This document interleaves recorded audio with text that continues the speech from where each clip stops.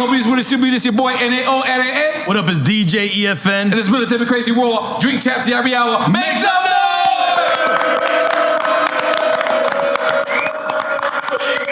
Now, when we started this show, we said we're going to give the people flowers, to legends, to icons, to people who paved the way. Not only we have not been able to, urban directors, Latino directors, it doesn't exist. It's a handful that you can count on your hand. That's not only dope, but that's really a part of the culture. When I tell you these two brothers here, they are. I know them. I feel like I know them my whole industry life. They have been down. They have been sincere. They have been involved with everything quality. I remember at one point, looking at reggaeton videos and just being sad, me coming from hip hop. And when they entered that reggaeton culture, now you look at that culture, now it's hype boy videos now. Now it's big boy videos now. Before, they used to holler, Abuela, to film their videos. And they used to be in the back of the couple with the cow feeding straws. Now they got real video. Because these brothers came and they disrupted it. They did what they had to do. They learned what they did. And now reggaeton is one of the biggest genres of music in the world. Because of our contributions, I'm taking some of that too. In case you don't know what we're talking about, motherfucking Terrero brothers. I love the humble beginnings of the fact that, your mother gave you your first camera. Yes. And then he was your Denzel Washington. Yes. And you was the director. You was Antoine Fuqua. Yeah. He was Denzel Washington. I was trying to be Denzel too. He just That's right. So, because you was being an actor as well. Yes, but at that time, and we grew up in Jamaica. Well, we grew up in the South Bronx, and then we moved to Jamaica, Queens. Right. And at that time, nobody thought about being an actor. We were just having fun, Right. Who was famous Latino actors at that time? John Leguizamo? Ricky Ricardo. Oh, no, damn. He going far back. He went far back. I mean, he revolutionized a lot of stuff in the industry as a Latino. Yeah, but early on, I think a lot of us at that time looked at Al Pacino because all the big movies. Because of the accent, the fake accent. Scarface? Because of Scarface? No, but what I'm saying, he was playing the Latino characters that were big in that era. Right. Carlito's Way. Yeah, right. you had different actors coming up at that time, like Jimmy Smits, and there was a bunch of different guys doing their thing. Okay. Jimmy Smits did the NYPD Blue. Okay. There was a bunch of guys, but nobody sort of. What we had was we had New York Undercover. Okay, Malik Yoba's the partner, right? He's Puerto Rican, right? Yeah, that was the closest we had to something that I felt, at least that show that felt urban, where we saw Latino characters pop up, but we didn't really have someone you can hang a movie on at that time. Right. I love the fact that two of the most gangster, one is a series and one is a movie, is kind of what put y'all on, right? Juice, which is a gangster movie. You saw Juice and you switched your college semester, and I saw Juice. I went to jail, and big difference. And but The Sopranos. Oh, The Sopranos. Someone told me you was in there, right? But I had never. And I every now and then I go back. I watch Seinfeld, and I was just watching The Sopranos just randomly. I'm like, oh my god, he's right there. How the fuck did you get in The Sopranos, yo? The Sopranos. You was definitely the typical Latin guy too. Yeah, selling cocaine and got shot. Go ahead. We at that point we were already in the industry, right? So when we got into the industry doing internships, my brother interned in casting, I interned in production. So I was working with the producers, trying to learn how to make a movie, and he was working in casting.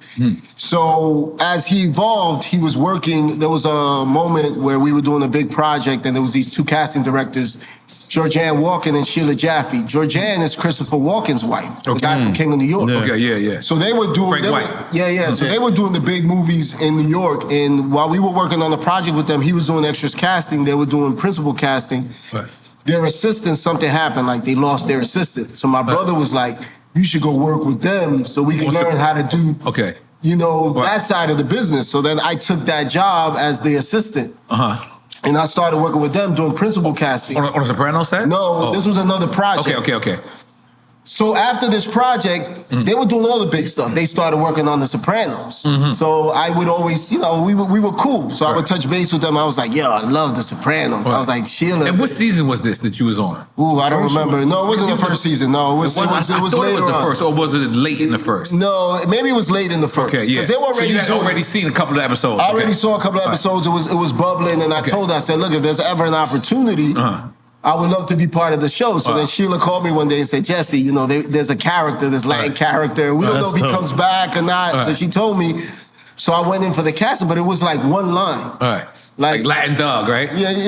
He was number one. Latin Dogg number one. Yeah, it was like Latin Dogg number one. And basically, before they killed me, I was supposed to say, like, I'll let them know. Because it was like the Spanish guys were coming into their area. So when I went to the audition, it was a ton of Spanish dudes. And they was taking this shit mad serious. Like, they wouldn't even say hi to me. I was like, yo, what's up? Like, everybody's super serious. I was like, I can't believe they're studying this one line. So when I went into the casting, Sheila was there and the director, he was like, this is Jesse or whatever. And I said, look, man, I don't know how serious these people are taking it outside, but it's one line, you know what I mean? So it's like, it's pretty much gonna be based on how I look. And, you know, whatever. And he started laughing because we were joking about how serious everybody was. And he was like, you know what? They came in here too serious. And he told Sheila, I like him. Let's just go with him because I have a better time with him on set. And that's how I did it. But during the rehearsals, the guy that plays Pussy was like, you know what'd be better? If I slap him in the face with the tape. That's how I would do it. I was like, this motherfucker just took my lines. And you're green, right? Yeah, so okay, so you don't know that it means really slap you. Yeah, but the director was like, that's a good idea. So he was like, somebody get me some tape. So I was thinking about, like, I know he's not about to put in the next scene, slap me with the fucking tape. And then my line became, he took the one line I had, he killed it. But people still recognize you for that, right? Yeah. But it was good to work with them. It was cool. It was like, it's not as, I was a fan of the show, so it was great. Yeah, it's iconic to be a part of that. To get killed by them, but you know how, like, sometimes, and I work in the film business, you see things that are like, I was getting shot and, you know, I thought the blood was gonna shoot out the back of my head, but they just put the makeup shit on me in one take, and some dude stood next to me with a brush and red paint, and he was like, lean back. I was like, at least I thought it was gonna be dramatic, but it wasn't. Okay, so now let's fast forward. How did you go from, was Sopranos first or was Juice first? Juice would have first. been, yeah. Okay, so how did we get to Juice? Because, what was it, an audition? I know you was part of the Radames gang, but how did you guys get there? The Juice thing happened because at that time that's when we were making, my mother worked 9 to 5, my father worked 5 to 1 in the morning.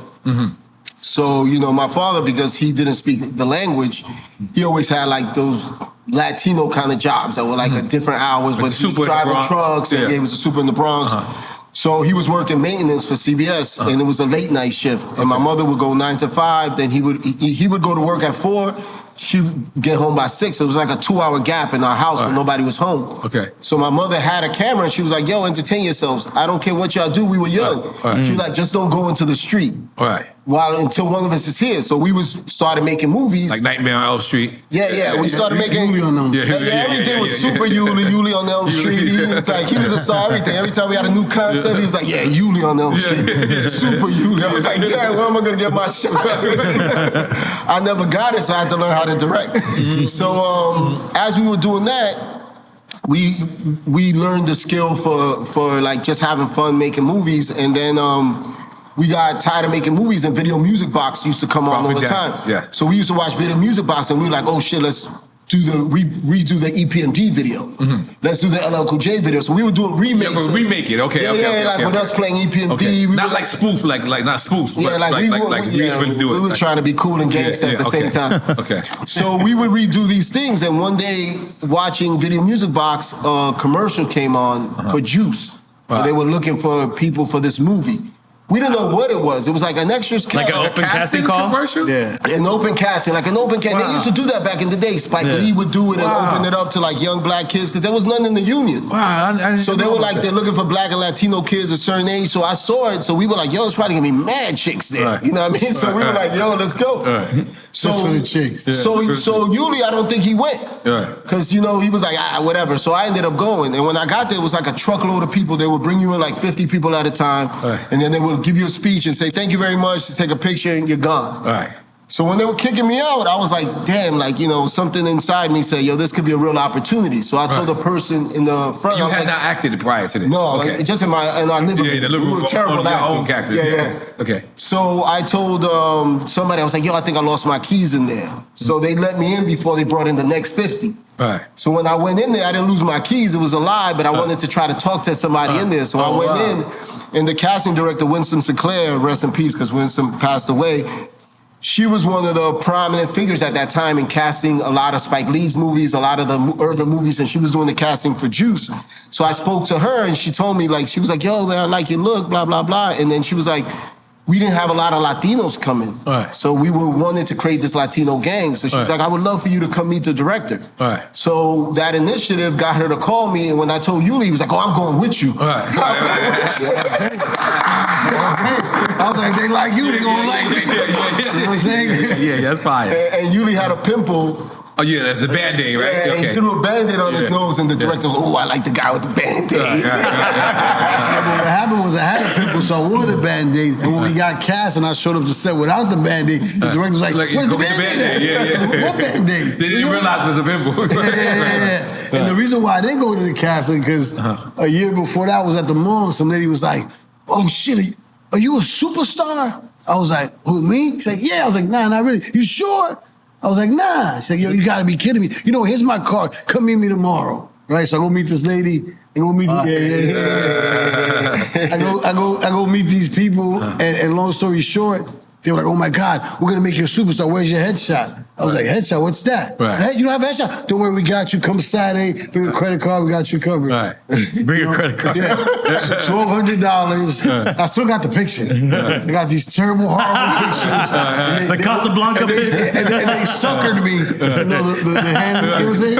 And they suckered me. Right. That was so then when they it was just like, yo, it's an open call for a cast. I was like, all right, dick, you gonna get it.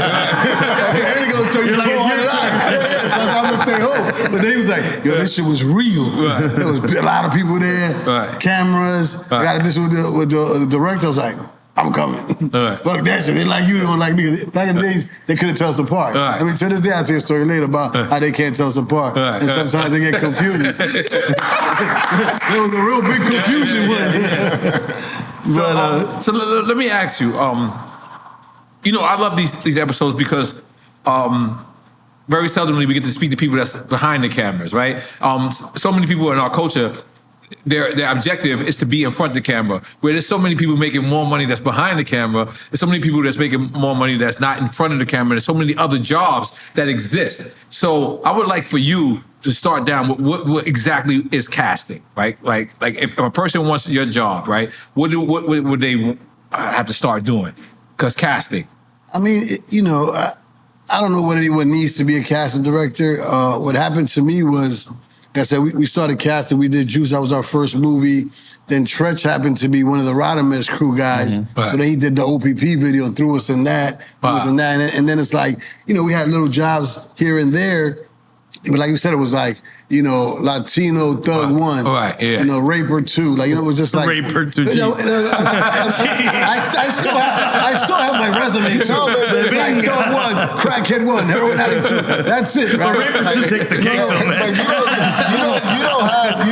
You didn't have names. That's it. You would literally have like a name like that, like Thug 4. It was fucking Thug 3. You know, that guy. What's funny, there's this actor named N.O.R.E. Yeah, we just had him. Did he show you his resume? Hector 80 times.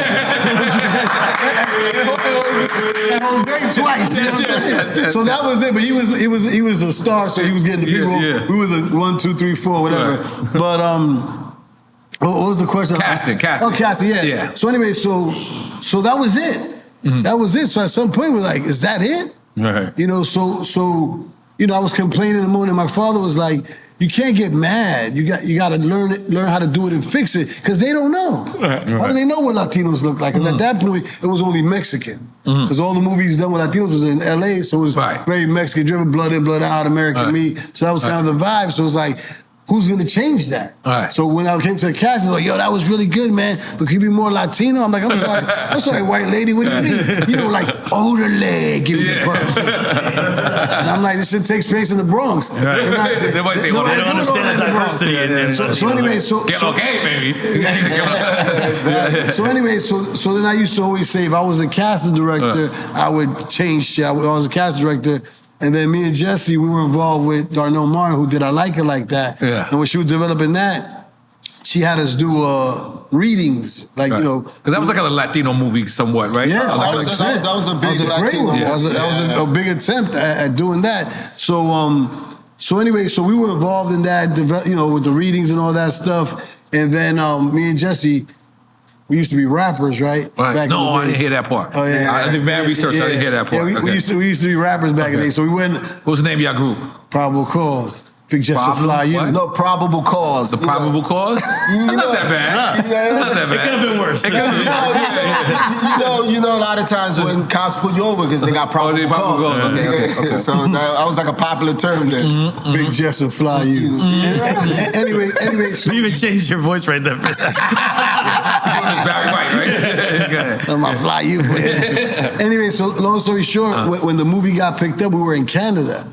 So the beepers didn't work out there. So they tried to beep us and they couldn't get us. Right. So we missed the opportunity. I like it like this. So we missed the opportunity. So we came back like, oh, we're calling for this movie, blah, blah, blah. So then since we knew the whole team, they were like, you know what?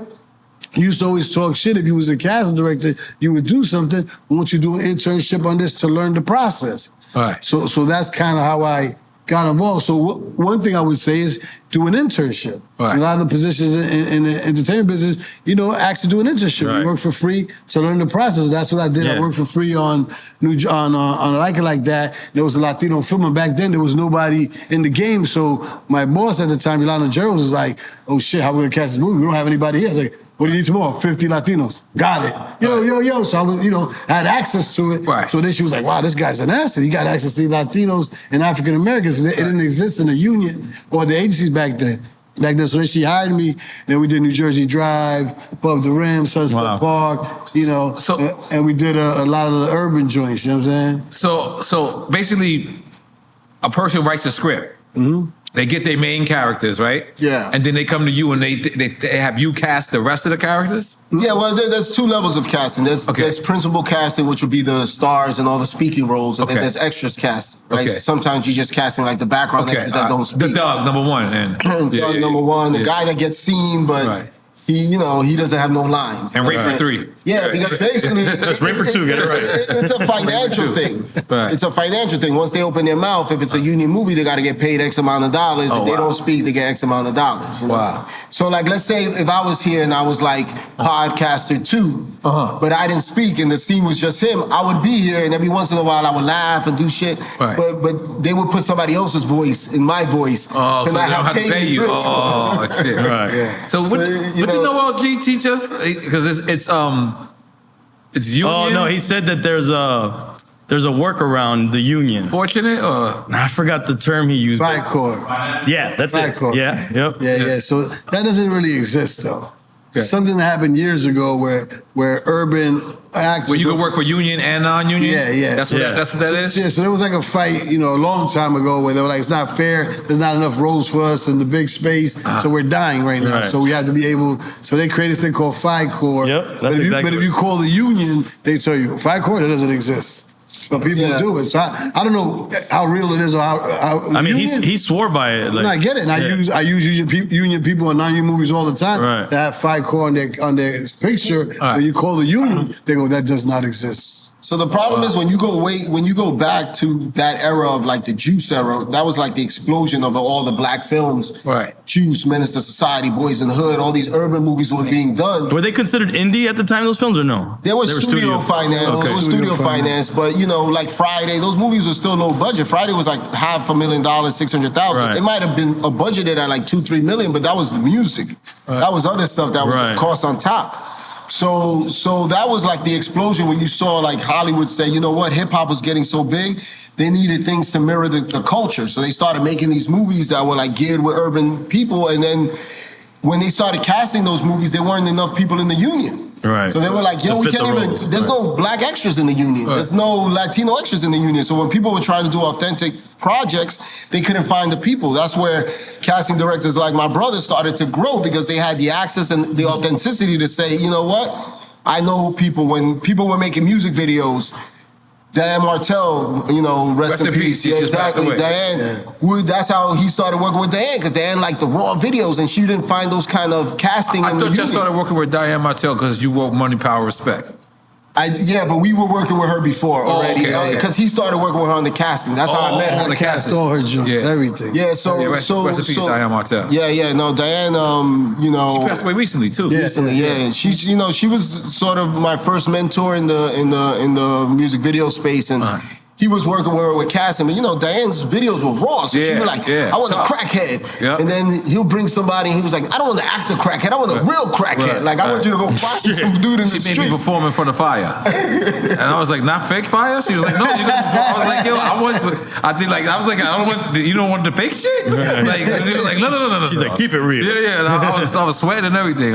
So she was she's she crazy. was super raw. So what happened was that somewhere along the lines, there was a moment where I was like around her and people that worked with her, and she had an assistant at that time, where I found out that they were writers in music videos. I didn't know that. Like that there were other people that wrote concepts. Right, for directors. I thought Like the treatment, you mean? Yeah. So Like you could write the concept. Whatever. Okay. So one time I was like, oh shit, there's like people involved. So like one time we were somewhere and she was on the phone, and I think it might have been Puff, and she was on the phone with He him. didn't like the treatment. He didn't like the treatment. yeah. And at that time, you I know, heard it this was stuff. like Diane, it was Hype, it was like all the big directors Right. were up for those kind of jobs. Right. Like I wasn't directing.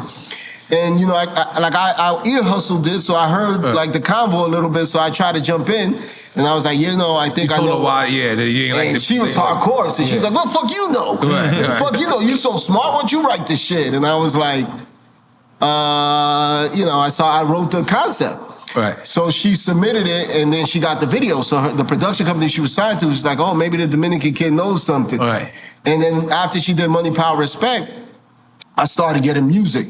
Right. Like So she that. started sending you music? Yeah, she does. her herself? The production company production she was signed company, okay. started sending me music. So then Like I started basically write this concept. Yeah, and you know, I would talk to her first, so she wasn't like just letting me write blind. Right. And she was like, study this movie, look at these scenes in this movie. She would give me references. I would look at the movie, come up with a concept. She might hate 50% of it. I'll rewrite it. Right. And then she was big then. So like, when I started working with Diane, she was already here. Right.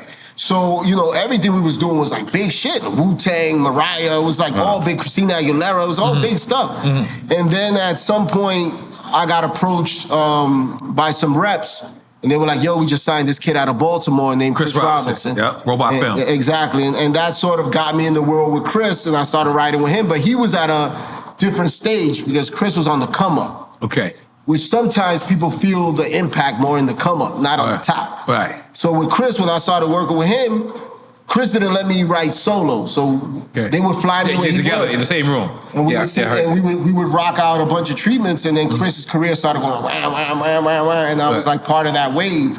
And then ultimately Chris signed me, and blah, blah, blah. The rest is history, you know? Right. So, by the way, let's make some noise for that. So, I'm gonna bounce around a little bit. Yeah. So, you know Lena With? I know who she is. I don't know her Okay. personally.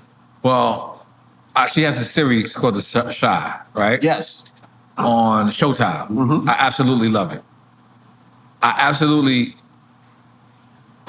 hate giving any critique to anybody, especially people I love. But I had to tell her one day. I said, there's one thing about The Shy that I just can't get with. I said, you showed, you know, the streets, you showed the police, showed the political thing, you showed everything. The one thing that I didn't see in The Shy that bothers me, there's no Latino. No, especially Chicago? In Chicago. Like, I'm like, a Puerto Rican? First off, a Puerto Rican should have been there. Like, I'm sorry. Humboldt I'm Park is all Humboldt Park. Puerto Rican. And But Mexicans. There's a lot now, of like, if Mexicans you over look there, at too. so many Mexicans Yeah. in Chicago, and I'm like, and you know, this is my homegirl too, by the way. So that's about my only critique. Other than that, I believe that series is like, it's up there. I believe No, that she eventually it would be labeled a classic. But my only thing is, there's no Latinos. Right? And that's always been the tough struggle, is that like we never had a unified voice in Hollywood. You know, the African Americans got unified and was like, yo, we don't see ourselves winning Oscars. We don't see ourselves doing this. We don't see ourselves at the award shows. We don't see enough. And Hollywood answered. But with us, they have never answered. You know, like for us to make up, you know, 20% of the population, you know, we're 1 in 5 people, but we're 1 in 20 on the acting side, you know, in terms of roles. Like in the writers, directors, it's like we're minuscule. And Hollywood has never opened the doors to say, hey, it's on their mandates, like we're supposed to make Latino projects because the Latino movement is there, but they don't really make them, you know? And if I was like a director that was complaining, and then I'm out here on your show, but then you can point out to 6 directors that got mad, the Latino Wire, the Latino Power, the Latino, but it ain't there. Right. It don't exist. Well, I'm gonna give y'all props because. I just want to say one thing, and the reason behind that is because we don't support. That's it. Like the Mexicans rule because the Mexicans support Mexicans. If there's a Puerto Rican film or Dominican film or Colombian film, we don't support. If Latinos all got together and support great content, then it'd be there's too much infighting within the Latino community. And that's the problem. There's so much hate against each other. But it's like if the studio saw hits after hits after hits, it's a no-brainer. That's why right now we're putting all our chips into, I'm sure you heard about it, we're doing the Fat Joe series next year. Oh, wow. On Stars. Oh, shit. Fat Joe, Was it Fat called Joe All the Caps? Gangsta. Nah. That's my brother. You know that. No, like hold on, time out, because you get me, I got goosebumps. Okay, because I'm going to be honest with you.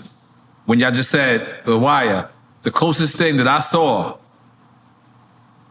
that I compared, like a Latin Wire, was the Nicky Jam shit. Like that shit was so good, yo. Like I watched that shit like 3 times. I don't remember how. I know I was bothering you. I called you mad. I was like, yo, I was asking questions. I was like, cause it was just so like. God bless me. God, I credit your brother. Not. I don't credit Nicky Jam. Obviously, I credit Nicky Jam. It's his story. But what I'm saying is, what made me fall in love with it was the cinematography. You know what I'm saying? It's how it was shot. Because you can just shoot anywhere. But it's fucked up for me because I've been in this game 25 years, so I could tell. I know when you put how the camera at. I know where that dude right there. He didn't belong in the film. He was walking his dog, but it looked good. You know what I'm saying? It looked good, so they kept filming. Like I can see that. You know what I mean? So when I'm watching it, like I went through the whole thing. This is how good the series is. I watched it 3 times. I swear to God. I kept going, and I was like, I missed something, right? And I kept. This is how good the series is. You know Nicky Jam makes it out of it. You know that he becomes successful. But as you watching it and you go through it, you're like, yo, I hope he makes it. And you're like, idiot, you saw him yesterday in Bell Harbor. Like, he's okay. But that's how good this series was. Like, you know he's okay. Like, in real life, you know he's okay. But watching the series, you're like so into it. You're like, man, what does he do next? Like, what is it? Like, how was that? First off, how did y'all get even approached to do this project? Was it Netflix or was it Nicky Jam's? What really happened was that for years, as when I pivoted from hip hop videos to start doing reggaeton videos, I was looking at what happened in hip hop and what happened in reggaeton, seeing if I could repeat.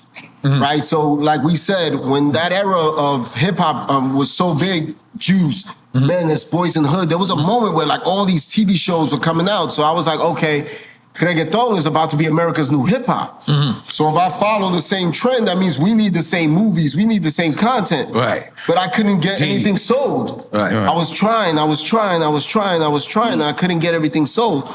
So even at that time, Daddy Yankee had signed to Interscope. He was the first the guy that signed him, the white kid? 3H. Yeah. So little kid like this. Yeah, my 3H was the one that got me working with Daddy Yankee. Yeah, so when Daddy Yankee came and signed with Interscope, I did Rompe and Gangsta Zone. And with Snoop Dogg in Puerto Rico. With 3H, right? So I know my shit. Come on, man. Come on. I'm sorry. Yeah. My bad. So he brought me into that fold. So it's like when Yankee had did a movie called Talento del Barrio, right? That was his movie. So they did 8 Mile, right? They did Get Rich or Die Trying, and then they were gonna do Talento del Barrio. And they were trying to figure out something with that movie, but they just never got behind it the same. It never came out, or it came out? It came out. It was the top grossing movie in Puerto Rico at that time. Okay. You know what I mean? It was a huge hit. Okay. So there was so to me, it's like when, and this is a story that I'm not sure is true, but it helped me get Nicky Jam. Okay. Right? At the time, I did Wangster. 50. Right? And what happened with Wangster was that I was already working at N.O.R.E, so DJ, who was Jimmy's nephew that worked at N.O.R.E, when 50 got signed, you know, I'm from Jamaica, Queens. That's like, right. he was on fire in Jamaica, That's Queens. right. So when he got signed, I told DJ, I said, yo, I think I was doing Styles P or something. Right. And I was like, yo, I want to work on the 50 project. He was like, it's coming down the line. I said, yo, I want to work on the 50 project. Right. So he kept his word. So when the 50 project came out, he reached out to me to write on Wangster. And when he reached out for me to write on Wangster, all the big directors, because the budget was lower, didn't jump in. So I had like an opportunity to do Wangster, right? Right. So not just write on it, but actually direct the video, right? So I, you know, because at that time I was directing video, so I got to do that. So I did Wangster. A lot of people don't know that Dr. Dre is a director too.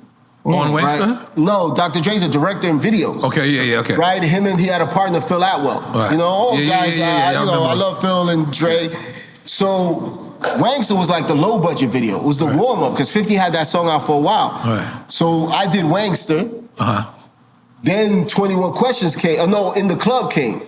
It was and Dre was like, I got this one. Because the budget was like 5 times. Right. And then the next one was 21 Questions. He was like, sit this one out, my friend. Right. And Phil got this one. Those budgets were big. And when the budgets came back down a little bit, they reached out to me again and they said, we got this other record, Many Men. That's so like the movie style you did. Yeah, so then when 50... Basically like the intro to Get Rich and Die Trying. I'm sorry, I'm doing your interview for you. I'm sorry. My bad, but I'm into you. Come on, I'm into y'all. Come on. I'm sorry, go ahead. So when I spoke to 50 about Get Rich or Die Trying, Many Men, he was like...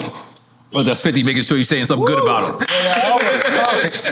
He got your lock. Go ahead, my bad. So anyway, I ended up writing a concept that was like loosely telling his story, how he got shot, how other cats kind of came up, his shooting, were they involved, blah, blah, blah. And I wrote this thing. And at that time, I had relationships with a lot of actors. So I got actors from NYPD Blue, people from CSI Miami, and I really cast Mekhi Phifer. We really cast, this was like a little short film. Right. And this is where the story goes. Someone told me that they took that to Paramount and said, hey, this is the next movie, Get Rich or Die Trying. But the thing was that they didn't see any directors of color at that time, right? So like there was nobody on the list of the directors that they went out. And I'm not knocking the director that did it, but he was a director that did a movie called My Left Foot. That was a huge movie, was nominated for an Oscar. So they felt like, marrying like urban with an artsy director. With the white guy. Yeah. But with Eminem, they went with a really artsy director for 8 Mile. So they were like, you know what, maybe that's the move. Right. But I would have assumed I never thought it was going to be me, but I would have assumed it was John Singleton, F. Gary Gray, guys that were like in that moment, having their moment. When someone told me that they showed that, it was like the sizzle reel to sell the movie. That's what they told me. I wasn't there, so that's why I say, but that always stuck in my mind. So for years, I was trying to figure out a story with Weezy and Dell, figure out a story with this person, trying to sell stories, but I couldn't sell a story. Right. And I was doing a video with Nicky Jam, and I asked him, there was like a gap where Nicky was hot, and then he disappeared, and then he was hot again, and I was like, what happened? He was telling me about the drugs and this and that, and I was like, I didn't even know none of that story, and I was like, wow, that story is amazing. And he had a song called El Ganador that was similar to Many Men. Wow. So I said, you know what, Nicky? Let's shoot a music video with El Ganador. I'm gonna put you in the suit, put the hair back on you. I'm gonna do this shit. We're gonna shoot it like I did Many Men. I feel like I'm having deja vu. I lived this moment. Right. And we're gonna take that to the studios. And I shot the video, sat with the Netflix execs, pressed play, pitched them the show, and that's how I sold it. And Vin Diesel was in it. And I got another video. Yes, and Vin Diesel made a cameo. No, but that series. So how true to that series is it? Like, because one thing that I didn't know this whole time is that you write. I always thought you just directed, and I always thought you just casted. I had no idea you guys were actually writing. The show was sold with my vision. Okay. What happens in television is that you build a writer's room. Okay. So I had people, a writer in Puerto Rico named N.O.R.E. that was an incredible writer. And Netflix had wanted a showrunner with experience, and they brought a Mexican showrunner. Now, showrunner, for people that don't know, can you break that down? Yeah, a showrunner is typically a writer. Right. Who has experience in television, right, that can run the entire show, right? Where he can see the vision. Because usually television shows are done with a writer's room where there's like 6 writers. Okay. But there's one person that controls the vision of what the show could be. Right. And he's the one that can track the story and tell you, you know what, we could do 5 seasons, we could do 4 seasons. Okay. Because when you sell a TV show, they ask you for what's called a Bible. And in that TV Bible, it tells you what 5 seasons look like. Okay. Well, budget and everything? Like not budget, but okay, just like story. Okay. Because like a lot of people don't want to buy a show that's going to die in 1 season. Right, so you need to show them, whether they make the 5 seasons, typically your deal in television is for 5 seasons. Right, the outward vision, right. Yeah, so the showrunner can help shape that and control. So like, it's just not random stories that don't make sense. He's seeing a bigger vision. Right, so Netflix was like, we need a guy that can showrun the show. You know, like I was considered a non-writing showrunner. They were buying into my vision, but they were like, we need somebody with experience on the writing side. So I brought this writer from Puerto Rico, and they were like, he doesn't have experience. And I was like, nobody's born with experience. You know what I mean? Yeah, you gotta, it's like, this is what we do. Yeah. You give somebody the chance, and they fucking prove themselves. But they weren't going for that. So they wanted this writer in Mexico named Jorge Durante. But Jorge had a vision too. So I went to Mexico. I told the right ID, I said, let's go to Mexico. Don't meet with Jorge. We'll meet with Jorge. And then Jorge, he had a vision, he understood, and he gave us the respect to say, you know what, I know this is your show. I know you got a specific vision, but he helped us craft it. That's why when you see Created By, it's me and him. Okay. And then we designed the show, and then Puerto Rican culture and Mexican culture is not the same. But what people don't know is I shot the show in Mexico. I did not know that. No, you fucked me up. I lived in Mexico 7 months. I shot that for the Nicky Jam. I only went to Puerto Rico for 2 weeks. How about the Colombia? Colombia went to Colombia. Okay, we went to Colombia for about a month. Okay. We shot all the Boston scenes, Lawrence, in Mexico City. You shot the Boston scenes in Mexico City? What the fuck, yo? It's crazy. Damn, you got me, yo. And then we came to New York for a week. Wow. So is that saving the budget? Because the production company I did the deal with, they had great relationships in Mexico. They were in Mexico. They had studios in Mexico, and financially, you know, you gotta. What people don't understand is that, like, you look at Netflix today, and it's Netflix, right? Right. At that time, Netflix didn't break into Latin America. Right. Right, so they weren't the Netflix that they are today. Right. So Ted Sarandos, when we were shooting, prepping Nicky Jam, he had a huge party in Mexico to announce that they were bringing all this content to Mexico. Wow. The only thing outside of content they were just buying, they did the Luis Miguel story. Right, so I don't know if you know, Luis Miguel is a huge, an iconic Mexican singer, but they did his story. Right. So when I went to Netflix, they were like, look, the way we're doing these deals is that Netflix takes the rest of the world, and we need somebody else to take the U.S. So they wanted me to make a deal with Telemundo, because in my mind, I was like, I don't know if I want to do a deal with Telemundo, because, you know, no knock to Telemundo, but I felt like this wasn't the right show for them. Wait, Netflix wanted you to do a separate deal with Telemundo? I'm not understanding. So Telemundo will have exclusive broadcasting rights in the U.S.? Yeah. Yes. So basically, the way they wanted to design it was that Telemundo will release first in the U.S. Right? What people don't understand, when you do a deal with Amazon, Netflix, they only could buy one territory sometimes. So you do a deal with Netflix, they would only buy the U.S. If you had a meeting in the U.S., that doesn't mean it'll be on Netflix in the entire world. Right. You could block out the rest of the world. You can say, yo, you're not giving me enough money. I'm only giving you U.S. rights, and then you go to Amazon and sell the rest of the world. Right.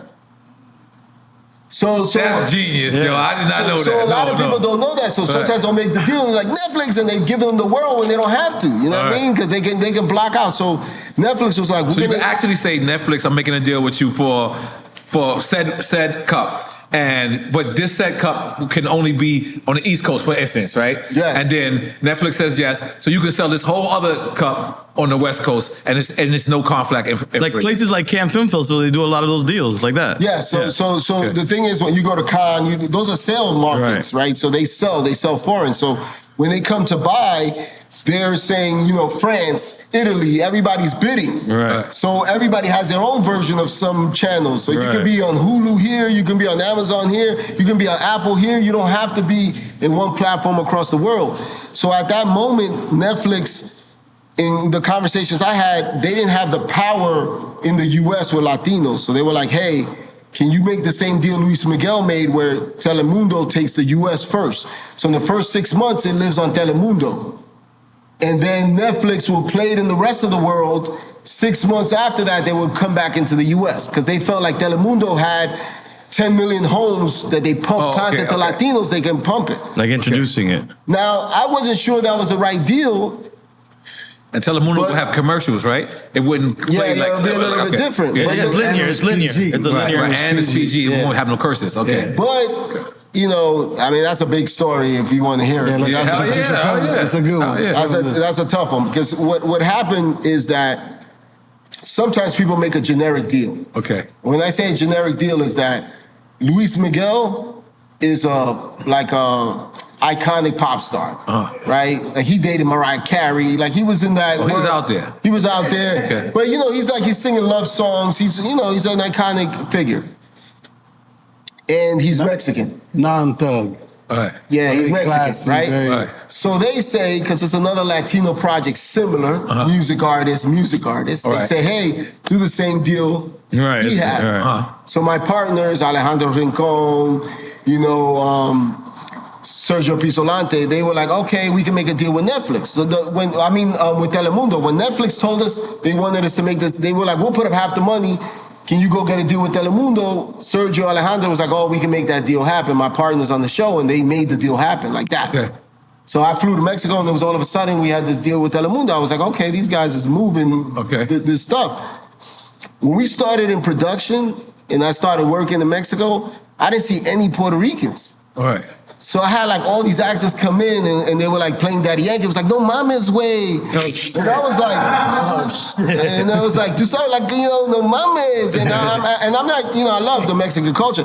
I'm just saying, I was like, yo, he can't play Daddy Yankee. They wouldn't want it the opposite way either. Like, I was like, he can't play Daddy Yankee. Right. And they were like, Jesse, don't worry, these are really good actors. Right. We're gonna get him a voice coach or like an accent coach. I'm like, all the accent coaches in the world ain't gonna make this dude a fucking Puerto Rican. slang and everything. Yeah. So I told him, I said, look, honestly, I don't care where they come from. I don't care if they're Mexican, Ecuadorian, Guatemala, I don't care. But when they come to the casting, they should just sound Puerto Rican. Right. Now, if I believe it, they got the part. Right. But they weren't coming in like that. They were method acting. They weren't method acting. I was like, I know, great act. Look at all the artists from the UK. They come in and kill the accents. I get offended when I hear them speaking UK. I'm like, motherfucker, I thought you was from the West Coast. Yeah. They kill it. Yeah, they kill it. So what do you do when you can't find it? So what happened was, what do you do when you can't find it? I was like, I called my brother. He got some guy. Yes. You found Puerto Ricans in Mexico? No. Okay. No, I found some Puerto Ricans in Mexico. So one of the writers, he was like, yo, he knew mad Puerto Rican actors that were in Mexico, but they were like living as Mexicans. You know what I mean? Because they changed their accent because they're not going to work if they're Puerto Rican. Wow. So he started calling a bunch of them like, yo, there's a Puerto Rican project. So they started showing up. So the girl that plays one of the lead characters, Sined, she's a huge star in Mexico, Colombia, but they don't, she came like, she was like, I could be Puerto Rican. She was like, killed it. Wow. And then there was a lot of cats. And it was interesting. There was one cat that played one of Nicky's friends and Lawrence's dad. And he was a black Puerto Rican. And we called him because he was working. He did the Celia Cruz doc, the show. And we called him, and he was like, his agent said that there's nobody his type in our project. I was like, yo, who the hell are these agents? So it was a fight. It was a fight. I kept fighting. And I would get these calls where people like on the Telemundo side were like, well, I know you're not casting a bunch of Puerto Ricans in this thing. And I was like, what are you talking about? It's a Puerto Rican story. Yeah. But they were like, yeah, you got to understand. Like, Telemundo has a thing where they do like a neutral accent. So they were like, we have to like open it up. Like, and they were showing me characters from Spain or different countries to play like the character. I was like, yo, I was like, Nicky Jam, Daddy Yankee, they're still alive. You know what I mean? Like, I can't do a show and look these guys in the face and this shit ain't authentic. So it was a huge Lifetime fight. story. It was a huge fight. Yeah. it got to a point where I quit the show. Get out of here. There was a Mexican female producer that they had put on the project, and she was fighting with me. And then I was like, "Yo, I'm out of here." And then she was like, "Well, you should go because you're damaging the whole project." And I was like, "Oh, I'm gone." Left Mexico, went home, and then she was like, "Good riddance." She called the writer R.E, my boy, and she was like, "Do you want to direct this thing?" And he was like, "Yo, Jesse's free." He was calling me. I'm like, "I was already in LA." I'm like, "I'm good." And then a week later, some lawyers called and were like, "I think you forgot that Jesse owns the rights to Nicky Jam." Oh, shit. So it's like, Jesse has the rights to the life story. He was not the guy you should fire. All right. So they were like, okay. So I was like, told my lawyers, I was like, "Yo, we got to fix this." And I was like, "I'm not coming back to Mexico unless I see Puerto Rican actors." And then they were like, okay. They started lining up people. And then I called my brother. I brought him in. I said, "We need to find somebody." He found the kid that played Daddy Yankee in Philadelphia. Wow. That's a Puerto Rican place. Boston. No, but Boston. That's a Puerto Rican place too. he didn't even have hair. Really? Like, he was a young kid losing his hair. He was like 30-something. And Yuli showed me, I was like, he looked like Yankee, but no hair. Like, oh. So I was like, bring the wig guy in. We got him a fucking wig. Like, he's giving me shit. I put him in acting class. Right. And we started doing, we started doing all that stuff. But it was tough because when I was getting ready to release the show, if anybody knows about the show never came out the way it was supposed to. It was supposed to come out like the same day on Telemundo, same day on Netflix. But because I didn't listen and I made an authentic show, the Netflix guys came down and they were like, "Jesse, what's up? What's going on? We're hearing all this stuff." So what did you eventually do? Release it on Netflix first? I mean, I didn't control that deal. It had to release on both. Okay. But when I showed the first cut, Telemundo responded first. Yeah. So all the producers, they were like, "Yo, this shit sucks. It's not gonna work, blah, blah, blah, blah, blah." So for like a week, I was like the worst director in the planet. So like all my partners were like, "This mother," we knew he was crazy because they never saw the episodes because I was shooting episode 13, 8, 7. They were all blended. They were like, they didn't know what I was doing. So they were like, "Yo, this is a disaster," right? Because Telemundo says it's a disaster. Then a week, 2 weeks later, Netflix called and they say, "Oh, this shit's gonna be a hit." Right. Like, the exact opposite. Okay. The exact opposite. So there was a huge fight. And it was funny because I'll never forget this, and shout out to my boy Ñengo Flow. But Ñengo Flow did a scene in the prison. So Telemundo, one of the calls was that they didn't understand the language. Okay. They were like, "What are they speaking? Are they speaking Spanish?" Because dude, are these people Latino? What the fuck is wrong with them? Yeah, man? so they were like, "We might have to subtitle Spanish for real Spanish." Well, from Spain? Like, what the fuck? And I was like, "You can't do that. If Nicky talks or somebody talks, you can't put like fucking Spanish subtitle." So I was fighting against that, and I remember going to the edit and I slammed the fucking door, and they were like, they don't understand, and I pushed play on the Ñengo Flow scene in prison, and he was talking. I was like, "Damn, I don't understand shit." It was so much slang. But I told him, I said, "That's what's gonna make it special, yo." And I fought, so Telemundo never released it. They said, "Fuck it." Wow. They never released the show. Okay. So when we came out, it only came out in the world. It was not available in Puerto Rico or the United States. So when it came out, only on Netflix. No, but in other territories, not. It was never available. 6 months. Right. For So 6 when did it come months. out at? I don't know. And it came out on Netflix 6 months later in the U.S. Okay. So people were watching So where it. did it come out at first? Netflix in the world. In the world, other than Puerto Rico, U.S. Other than Puerto mainland, Rico, yeah. US. So I had the first kind of Puerto Rican show, but it wasn't available in Puerto Rico. Wow. So everybody was watching it on YouTube. Stolen versions of it. Wow. So it would get like 1 million views and then they would drop it off for copyright. Bootlegs, right? But that probably helped the hype too. It helped the hype, but it hurt us because it didn't have the boom at the same time. Then 6 months later, or like 8 months later, during pandemic, it came out during the pandemic, and a lot of people saw it during the pandemic. I must have been one of them. But the views were combined, so it was like these views here, these views here. It wasn't like when you combine the views, it would have been a huge hit. Did Telemundo wind up picking it up? Did they come back? No, they released it late at night. As like it's like a throwaway, like a Nelly Telemundo tip trail, like a tip trail video, like BET after Telemundo dark. after hours. So what happens is that you have to understand that Universal owns Telemundo. It's like one big thing. And Nicky Jam is signed to Universal, correct? No, he was signed to Sony. But okay, my bad. When it talks about corporate in Hollywood, Telemundo has a show that for them didn't work, right? And for Netflix, it was a hit. But Hollywood, Netflix doesn't show numbers. Right. So Hollywood has like, you know, Universal, Telemundo, fucking NBC, you know, it's all the same thing. So I would go to meetings where someone would tell me, yo, I heard you did a show called Nicky Jam. I'm like, yeah, man. And somebody, like maybe a Latin person in the room, like, yo, the show was great, it was a hit. And then I'll tell the other guy, yeah, you know, it was a huge boom, blah, blah, blah. Then he'll make a call the next day to Telemundo, and Telemundo will say it was a disaster. Didn't work. On their end. So then they would call my agents and be like, yeah, Jesse's a liar, the show didn't work. They sabotaged it, man. Well, in Telemundo. Yeah. Okay. Yeah, but Telemundo's a US though, so you have to understand that it doesn't matter. Like what we feel, like what we understand the streets, the culture, they only understand corporate. So if the biggest Latino distributor in the US is telling you a show to Latinos didn't work, you're not listening to me. It's like they wanted the big credit unions, and that credit union was scoring. That's it. Equifax said, yo, his credit ain't good. They So I was having like love and hate at the same time. So I couldn't get arrested in Hollywood because Hollywood is saying I did a show that didn't work. And then I'm going out and the culture's like, yo, the fucking show's a bomb. So it was crazy, you know? So let me ask you, right? Because one of my favorite shows that I ever in life is the show called Kenny Powers, right? Eastbound and Down, right? And one of my friends that I know who worked on the set, they said it was too dangerous for them to film in Mexico. So they swapped Mexico for Puerto Rico. What made you swap Puerto Rico for Mexico? It was really a cost. I love Mexico. Mexico City is one of the best cities in the world. It didn't appear dangerous to you at all? No. Okay. You know, I think, honestly, a lot of that is hype. You know, a lot of Latino countries, when it comes to certain things, are dangerous. So you can't take that for granted. Just got to respect where you go. If I'm in Puerto Rico and I got love in Puerto Rico, I feel like I might be more concerned in Puerto Rico than I would be in Mexico. Really? At least in Mexico City. Like, maybe there's other parts of Mexico, but...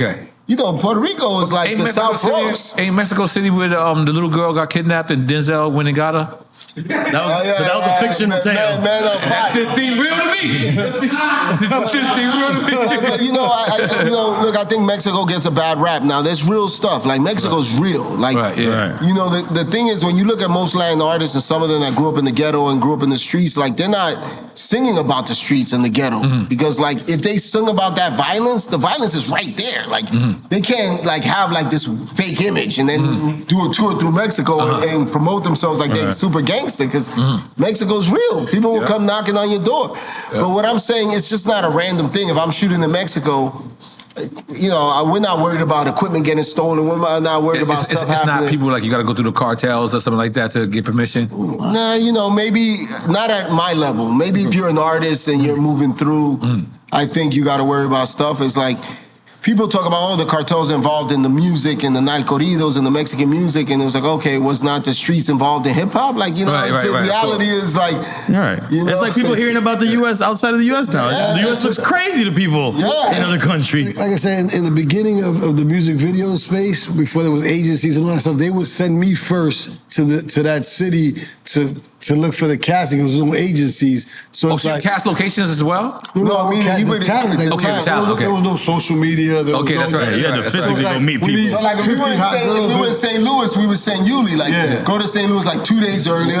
Find the talent. You film the Chiggy video, right? And Yuli would go find it. So they would always send me early because there was no agencies. Why would there be agencies in St. Louis? Who's doing videos in St. Louis? He's doing recon for real. Yeah, so I would go out there. No, so I'm saying, we did Tennessee, Cashville, you know what I'm saying? And every city I would go to, it was the same shit. Like, matter of fact, we shot a Hialeah, you know, a Don Dinero video 20-something years ago, right? And we're shooting the scene. These drug dealers come like, yo, we're losing money. You guys can't shoot here no more. I'm like, yes, we could. We got a permit. They go, like, you know what I'm saying? Not that permit. Not this permit. You know what I'm saying? So we're like, oh, shit, what do we do? So it's a great story. You know, and then we call I visualized the whole shit as you said. No, what I'm saying, so you know, Cat and Nash. That era, I would get shut down in LA like that. So it don't matter. So that's what people say. Mexico, it's the same shit anywhere. Around the world, anywhere. You know what I'm saying? The outsiders come. If you go to the Bronx, and you shoot a Bronx. The hood is the hood, man. Matter of fact, remember we did that. The thing is, in Mexico, Colombia, Medellin, everywhere. It's the same shit. I never felt that energy that you would feel here. Right. Like we were shooting on the block, something with Romeo Santos, and the dudes were like, "Yo, you're messing More the money appreciative up." sometimes. Actually. Romeo from the Bronx. No, we Yes. shot at his block. We shot at his block, but what I'm saying is that in New York is more aggressive. Yeah. Right. Atlanta, Texas, LA, like it's more aggressive. Like I never felt that in Mexico. Wow. Right, but in LA, I got shut down where people were like, "Yo," and they had cops on set. Wow. When the cops walked on set, the dude that I was telling him, I said, "Yo, why are you trying to shut us down?" He was like, "Yo, man, this is my block," and I'm like, "Yo, this group is from here too." They were like a nice kind of like, R&B soul kind of group, and I was like, "Yo, they're from here too." Right. And he was like, "I don't give a fuck." And every time I was trying to shoot like the girls' close-ups, he was like in the back throwing up gang signs. And I was like, "Yo, why you gonna do that?" He's like, "Yo, you want to bang, cuz?" And I was like, "Yo, chill." I said, "Yo, I'm just trying to shoot a video." And then the cop walked up. In LA, you don't have real cops; you have retired cops. On the set. Okay. So the old cop walked up, and the dude just turned to the old cop. He said, "What the fuck you gonna do? We got guns too." Wow. And then he was like, "Nothing. We're out of here. The set's closed," and I had to leave my set. And I was like, "What kind of shit is that?" In New York, it would have happened. New York, The you got real retired cop cops. said, "Wrap it up." Wrap it up. You didn't want no problem. In New York, you got dudes that is like, "Get the fuck out of here." In New York, it's hardcore, but you deal with that here. You deal with that in other cities. You deal with that in Atlanta. Like, in Mexico, you don't see that. Wow. I mean, you got to think that, like, it's not corner drugs in Mexico. It's not corner gangsters. Not guys that own blocks. Right. It's guys that own cities. You know what I mean? Costco. Those dudes ain't coming out. You know what I mean? Yeah. Like, they different. Like, we've only had shootouts in New York, right? Yeah. That's it. No, nowhere else. In New Wait, York, shootouts on the set? Yeah. What's that? What's that? I'm trying to think now because I'm looking at N.O.R.E. going, "Was N.O.R.E. on that set?" No, I was not. I'm claiming that right now. Don't tell me Busta Rhymes said, touch it. It was DJ K. Slade. Oh shit! I heard about this. Brown, That was uptown, Brown. in the projects. Yes. Okay, what happened? Tell us. You don't know. I think I was at that video. That's what I'm saying. I'm trying to think. I think you was. Allegedly. No. But what does that happen? Because obviously, I know the artist's point of view, right? It had nothing to do with us. Okay. It had nothing to do with us, and that's the problem. But this is where the city kind of puts you in a bad situation. Right. And you know better than me. K. Slade had his apartment in where you had to go do the mixtape. Yep. So when he would throw you the keys out the window, you grab the keys out the window, and you go upstairs and you record it. Like you're still in the hood. Like, oh shit. Yeah. So it was him. It was Rest in peace, K. Slade. It was Nas. Rest in peace. Yes. It was Nas. It was I think Baby from Cash Money. There was a bunch of people on the song. Okay. So when we put in the permit for the city, they denied the permit on K. Slade's block. Right. Because basically, like, some of the precincts, they have to approve. So, like, when you submit the permit, they call the precinct. Like, hey, can we get a permit? They want to shoot it. And people that might hate that a lot of rappers come to his house said, no. The precinct was like, we don't want to deal with that headache. So they canceled our permit. And the video was like 2 days later. Wow. So we're like, shit, what do you do? So then somebody was like, then I hired a location scout that got us a projects in Yonkers. Okay. Wasn't his neighborhood. Right, yep. So we go to Yonkers to shoot the video. So we're shooting the video, and you have all these artists coming up, and K. Slade had a bunch of people coming up. Because I remember Lloyd Banks, this, that, like people that weren't on the song, Ray Vaughn, people just showing up. N.O.R.E. potentially, allegedly. Allegedly. But all these people, always people were showing up, so it drew out the whole projects. Right. But when it happened, it drew out other projects nearby. Right. That wasn't probably getting love. And it was, exactly. Yeah. So it started getting hectic in terms of crowd, and I remember my boy Dana, who was a kid that grew up in my neighborhood, and when he came home, I gave him an opportunity to start working on sets. And as security or? No, he was working he ended up starting to work as a grip. Okay. Like dealing with like the electricity and the sort of functionality of the set, because he couldn't interact with the people, and that's another story. Okay. He was a gangster dude. Okay, I get it. But he came up to me. He was like, "Yo, Jess, man, it's about to be a problem." And I was like, "What are you talking about?" He was like, "Look at the playground, and like everybody's grabbing the kids and like bringing them inside." And I was like, "Oh shit!" I was like, "Yo, what kind of problems is this?" And then all of a sudden, like, pa pa pa pa pa pa, fucking they started letting off. Shit just cleared out. And I just remember because my boy Dana, like, he dug me under a bench. He was like, shit was crazy. Some guy that got shot, they put him in the car, they took off. We had cops on set. They didn't do nothing but be on the floor like us. After the shit was over, they were like, set's over. And Foxy had got there late. Right. I'm not saying that she shows up late, but she had got there late. This time she did. This time. Okay. So I remember going in the trailer, and she had wanted me to shoot her before. I was shooting A.Marie. Okay. But she got there late, and I was shooting A.Marie. So I was like, yo, let me finish with A.Marie. And I was like, yo, don't worry about it, man. We're going to get to your part. And then the shootout happened. Oh, wow. So then I had to go in there. Her brother, Pretty Boy, whatever, he was like, yo. And she was like, this is what motherfucker, she started going off on me. The video was fucking over. Right, yeah. But I was like looking at her brother like, yo, I got nothing to do with this. And then she was like, he got shot in the leg. This is hip hop.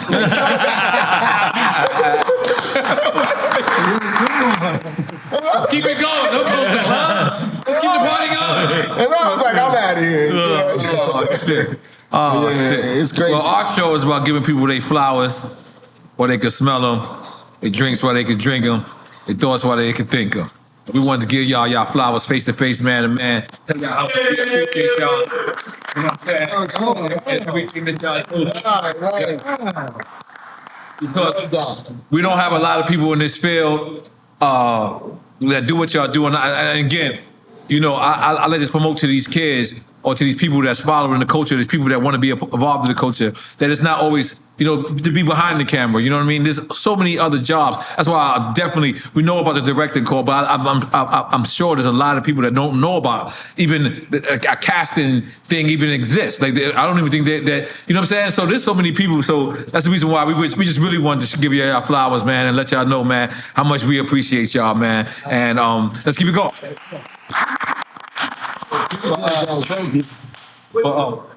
How do y'all feel about AI now and dealing with one of my boys in my crew, Michael Garcia? He's a big music video director as well. I know his work. And I talk to him all the time about this, and he's conflicted about the technology and what it's going to do.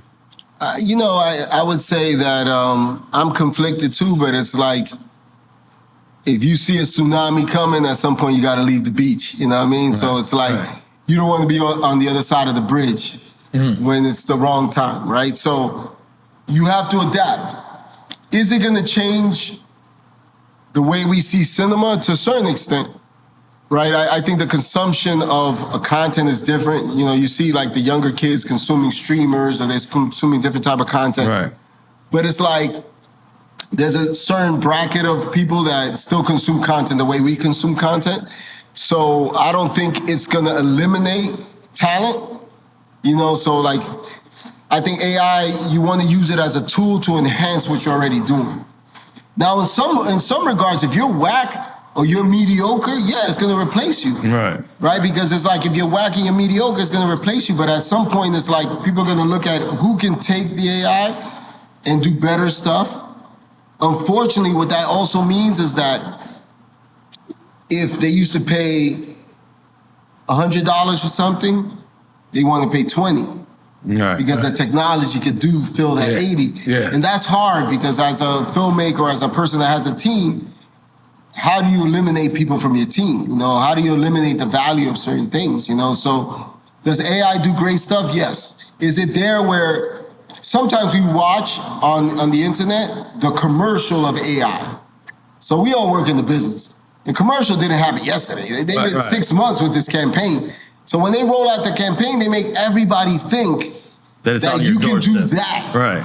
Then everybody pays the $29.99 or the $39.99, and they're there and they realize they're not editors and they can't fucking do it, and shit looks weird, and then they just already got the money.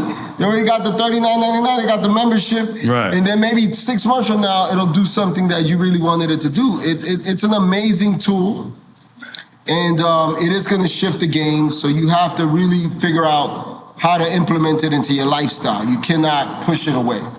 You don't think that the big studios though would eventually phase out the traditional filmmakers for just people who Chat GPT tech people directors that know how to use the AI systems? Potentially, but today there was a thing that I saw about Lionsgate, who did a deal with Runway early, and there's an issue with copyright. So there's an issue with copyright. There's a huge issue with copyright. That still hasn't been figured out. Right. So I was uploading a song. You know, I have my own record label, Terrero Music Group. Let me shout it out. But we were onboarding a song with Symphonic, and they were like, what parts of this have been AI driven, right? Like, what part of this song is AI? And I was like, what is that about? I asked them, and they were like, it's not about anything. But we want to get ahead of it. Right. Because what could happen in 6 months is that if your song is AI driven, they might ask, what was your prompt? And if your prompt was like, I want something that sounds like Timbaland's record, right? Then Timbaland's gonna get paid off your shit because you use his, you know. Okay. Or what the AI actual model was mining from, because that's the other problem. Exactly. But, so let me say one thing. This is when I hated and loved AI for the first time. Sopranos. Remember the mom died. Yes. And you could tell that she didn't finish her script. So do you remember that? When the mom died and they used her, but they used her where you could tell it was AI. No. You don't remember The Sopranos? No, but in The Sopranos, that was visual effects. It wasn't technical. That wasn't AI. No, Okay. that So that was wasn't visual effects. Because remember, she died in real life. Yes, Right. And then they had that was visual effects. Like, see, there's a big difference. AI, visual effects is somebody controlling the atmosphere. That's what they had Tupac doing on stage, right? That was visual effects. Yes. When they had Tupac on stage. When they created the hologram? The hologram, yeah. AI is something like where if we're here and I took a picture and I want to change the environment, I just press one button and it does it on its own. Wow. Without the use of another completely human. on its own. I mean? Wow. So look, the AI is incredible. Right. It's about consistency, but you know what happens sometimes too is like who owns it. So imagine I do an AI and I say, yo, I want to make an AI about this, you know. And then I create something that's cool, starts going viral. And then you say, I want to make the AI about that. AI is going to make you the same thing. Wow. You can sell t-shirts and the same thing that I just created, but I don't own it because AI. So none of us is in copy infringement if we do it like that? But that's what I'm saying. It's like who owns the IP? That's the big thing. Okay. Right? So that's why the studios are suing Midjourney because they're like, you're telling people are typing in, I want a show that looks like Pixar. Right. And they're creating characters in the style that they created. Right. So it's like, how do you own it if you're copying the style? Remember, think about the sample of Vanilla Ice. It's dun dun dun dun dun dun. He goes, no, mine is dun dun dun dun dun dun. That's different. That little different. They're trying to say, no, it's not the same. So it's like somebody like pulling up a beat and saying, I want the song to sound like Oye Mi Canto. Right. Yeah. And then I told the chick the other day, so I want what? I want that shit. Yeah. And they came in your voice and everything. It sounded great. It might change a note. It might change a note. Damn, that's crazy. I know somewhere now that they're in London. I'm not going to say London. They're somewhere now, and they have the actors there talking to AI because they're doing a whole movie AI generated. So the actors are licensing their IP for the movie. They're like this. So it's like all they got to do is basically go to the studio and not on set. No, but they're talking to AI. They're drinking. They're hanging out. They're chilling. So AI can learning them. So AI, okay. And then AI is going to do the movie with the images in it. So the whole entire movie, the whole entire movie is going to be AI. The whole entire movie. Okay, but time out. Are these actors acting when they talking to AI, or they being themselves? No, they're just chilling. Like say right now, themselves so they can pick up their man. They're getting references. They're getting references. So they're getting paid right now a lot of money to hang out, chill, drink, fight, argue.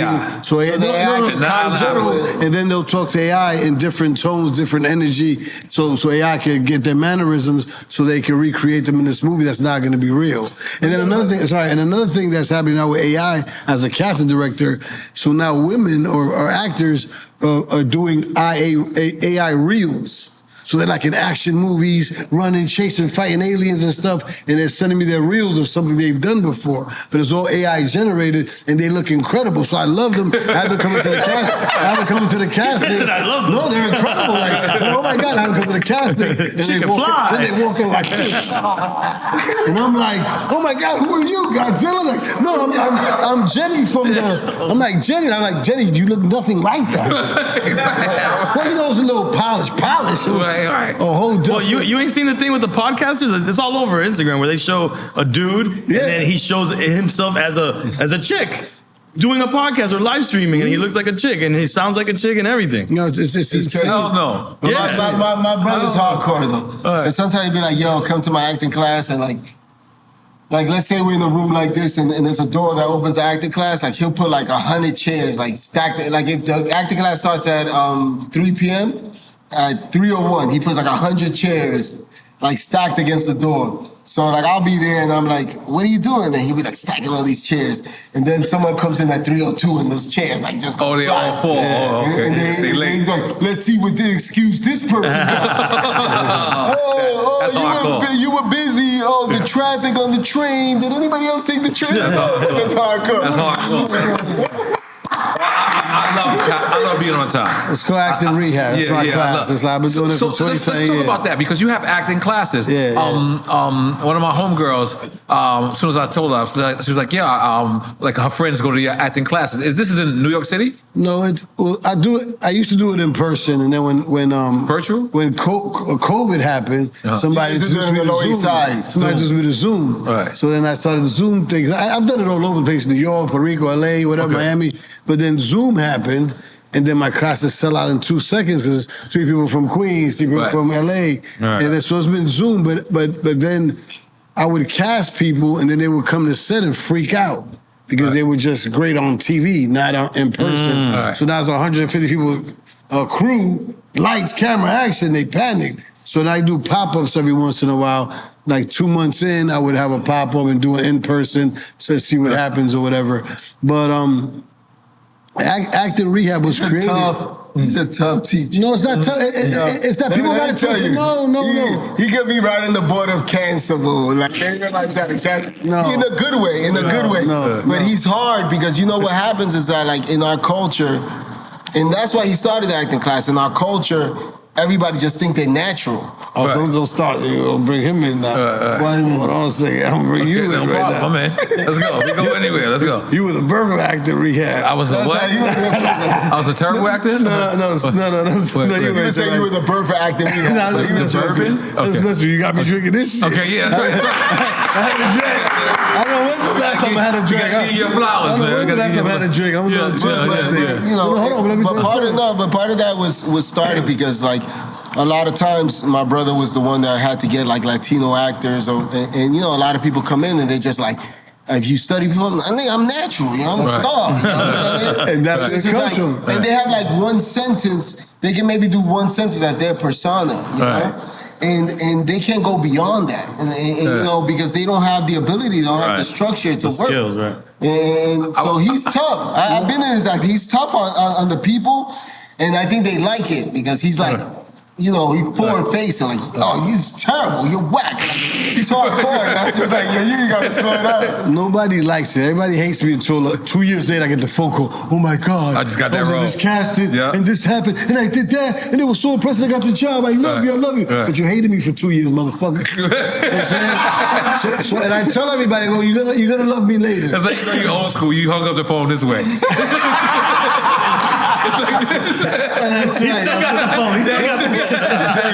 No, but I tell you the birth of acting rehab. Okay, go ahead. So we did a casting for a movie called Prison Song. Prison Song, that's right. In 1999, right? And it's crazy. I still have the VHSs. Okay, wow. And everybody came in for that. Eve, it's 5 people dead in the. I was watching videos like 6 months ago, and there's like 5 people passed away. Prodigy, Murder Santana, a bunch of people on that. Wow. You know? Anyway, so That was, like I said, it was in the era that Darnell Martin directed that movie. I was casting it. Jessy came in, told me. Oh, Darnell Martin, that was your the director homie, right? of that. Okay. So she didn't like it like that. Okay, So she brought me in.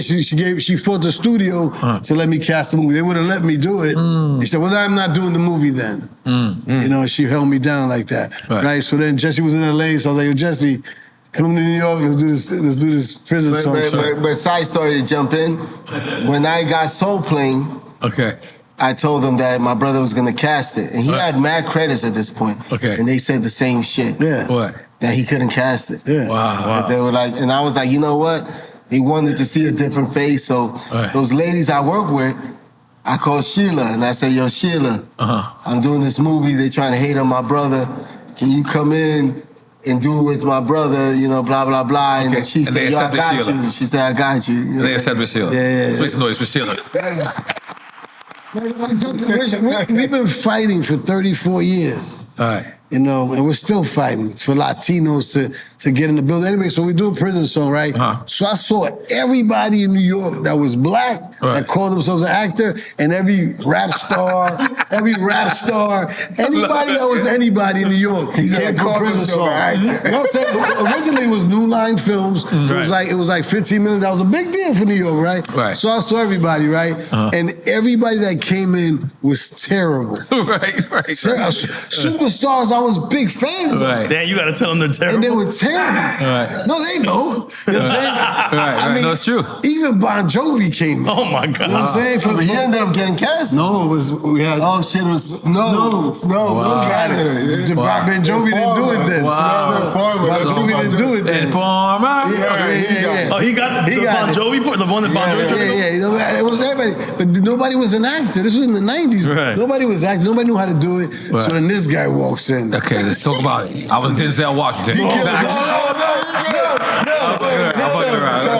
don't even know. Tell me. This is when Drink Champ started. This is when Drink Champ started. Okay, I came in drunk? No, you didn't. Okay, what? You came in sober. Okay. Came in sober. Left drunk. Came in sober, and it didn't work out. Like, the scene didn't agree, right? Okay. So I was like, yeah, man. No, I'm not sure if it worked out. I was like, give me a minute. He left. For like an hour. You know what I'm saying? Then he comes back in. Voila! You know what I'm saying? I can see him doing that exactly. So like, okay, action. He's like, say the lines was like, yo, what's up, brother? What's good? He's like, yo, what's up, brother? What's good? You smell me? And we're like, yo, that's not in the script. He's like, come on, you don't smell me? Come on, like, let's go. And I'm like, what are you talking about? He's like, yeah, and the director was like, no, I like that smell me thing. Let him keep doing that. And we're like, all right, cool. So I've never read up the script in my life. So he does the smell me thing, right? So she's like, oh my God, I love this smell me thing. Let's cast him. Then we cast him. He comes to set like a couple of weeks later. We're in the Bronx somewhere. Jerome on the train. He pulls up. He gets into his trailer. He's like, yo, where the fuck's the Hennessy? I'm like, what are you talking about? He goes, remember? When I went out, I got the Hennessy and came back. I'm like, I don't know that. I thought you did some push-ups or something, you know what I'm saying? He's like, yo. I'm like, yo, it's 6 a.m. And you know what else? I remember they tried to give me a car, and I was like, nah, fuck that. I'm gonna use my own car. So I used my own car. That was my own car. But yo, you know what? Let me tell you a funny story about that. That's funny, man. When they casted this shit, I'm not gonna cast it, excuse me. When they do like a screening premiere, just for the actors or whatever. So I don't know it's Mary J. Blige right in front of me. So I go in there and Mary J. Blige and a couple of other, I believe Q-Tip is there. Yeah, Q-Tip. And this was like a private screening. And you know, I love myself. So I was like, oh, I killed this shit. I had 2 roles. I was like, oh! And I'm sitting there and I'm kicking the chair the whole time. Like, you know, like I'm in a real movie theater. But I'm not realizing there's someone in this chair. Not only am I not realizing there's someone in this chair, I'm not realizing. You're that bad kid kicking the chair. I mean, this was one of those, like, I don't think she felt it, but I'm sure she heard it, and I'm sure it's like something. And then at the end of the day, she was like, that was you calling? And I was like, oh shit, I was so starstruck. I was like, oh shit, that's Mary. And she was like, and by the way, you didn't even say hi to me the whole time. I was like, yo, I didn't even know I was feeling like it was Mary. I'm sorry, it was my starstruck moments. Mary was the biggest star in that movie in the Yes, sense that yes. nobody Yeah. could talk to her, just me. I was the only person that could talk to her. I was like, this is great. Right. That was great. So, now moving on. Now, this is a question. Why isn't there no Latinos in Soul Plane? There is. The biggest Good question. That's a good question. The biggest Which one? That's a good question. Let me tell the story. So Okay. when I was working on the project, you know the movie Trading Places? Trading Places. yeah. Goddamn. That's a great movie. You talking about Eddie Murphy Trading Places? yeah. Okay, yeah. So I was working on the movie. With Dan Aykroyd. What's his Yeah, name? Dan Aykroyd. Dan Aykroyd. Yeah, I was close. So I wrote a concept. Oh, you saw the kid. You know, hey, she's on let's go. So I wrote a concept that was like Trading Places about this kid who like these rich guys who like the airline was down and they gave him their. Okay. So I sent it to my agency. Oh, because they had Soul Plane already, right? I didn't know at that time. Okay, So cool. I wrote this idea and I sent it. And they were like, oh, blah, blah, blah, we think it's a cool idea. And then as they talked to people in Hollywood, they was like, oh, there's a project called Soul Plane. Yeah. They I didn't like the name. I didn't like the name. So I was like, yeah, Soul Plane, like, they don't got to be called that, blah, blah, blah. Right. So they were like, yo, but this movie's already going at MGM. Right. So if you want, blah, blah, blah, take a meeting with them. So I took a meeting with them and then I ended up getting the movie. Right. So You wanted to did you combine your movie with their movie, and that's what Soul Plane is? I Or tried. more I so tried their to a movie? certain extent, and you know. But they didn't buy your script or anything like that, or They your. didn't buy my script, but they might hate me for this story. Okay. So anyway, Soul Plane 2, your script. Let's go. Yeah, all right, you did. Let's go. Well, the Soul Plane crashes in Puerto Rico, and so Thank you. I felt the story needed rewrites. Okay. So I was like, yo, the movie needs rewrites, rewrites. And they had me meet with a bunch of writers. So I met with these two black writers and the Asian kid. They were like a team. Right. And I was like, these guys are the guys, yo. This shit is Right. the funniest version of the movie. Right. And I was like, we're going with them. They pitched us a movie. It was fucking great, blah, blah, blah. And then cut to like a month later. Cut to like a month later. And I'm sitting in the room, in the conference room, and there's like a dude that's not them on the other side of the room. And he's like, yeah, we're going to do this, change. Is the writer? Yeah. Okay. We're Wow. going to do these changes. He's Right. telling me everything these three kids. Didn't tell you. No, the same thing they told me. He just jacked Oh. their shit. Yeah. So I was like, yo. So this was like my first like Hollywood moment. I was like, yo, I can't do this. Like, these kids, I was just like, yo, we got you, you know what I mean? Like, Right. they gave us the best ideas. And this dude is giving me all the ideas. Same exact ideas. So I called my agent, Right. and I was like, yo, this don't feel right. You know what I'm saying? Like, this is not right. This kid just stole their ideas. Right. So when I went to the studio, they were like, he's just a better writer. Like, meaning these kids were so young, they're not good writers. So I said, why the fuck did you have them meet with me? To steal their shit? Right, Is that the yeah. concept here? So I was like, yo, I told my agent, and he stuck by me. You know what I mean? Right. Charles King. And Charles King's an incredible fucking dude. Right. And we fought it, and then they let those kids write the movie. Oh, so they The three kids came back. Came back, They okay. did the rewrites. You know what I Okay. mean? Because I was just like, yo, I couldn't stomach this if I ever saw them again. yeah. So we started writing it. So at some point, I was like, before we cast Kevin or whatever, I was working with Chris Robinson. So let's go Right. back to that story. Okay. Right. So I was working with Chris Robinson writing concepts. So Chris would do like a retreat every Right. year. Like he was like, let's do a retreat for the robot films.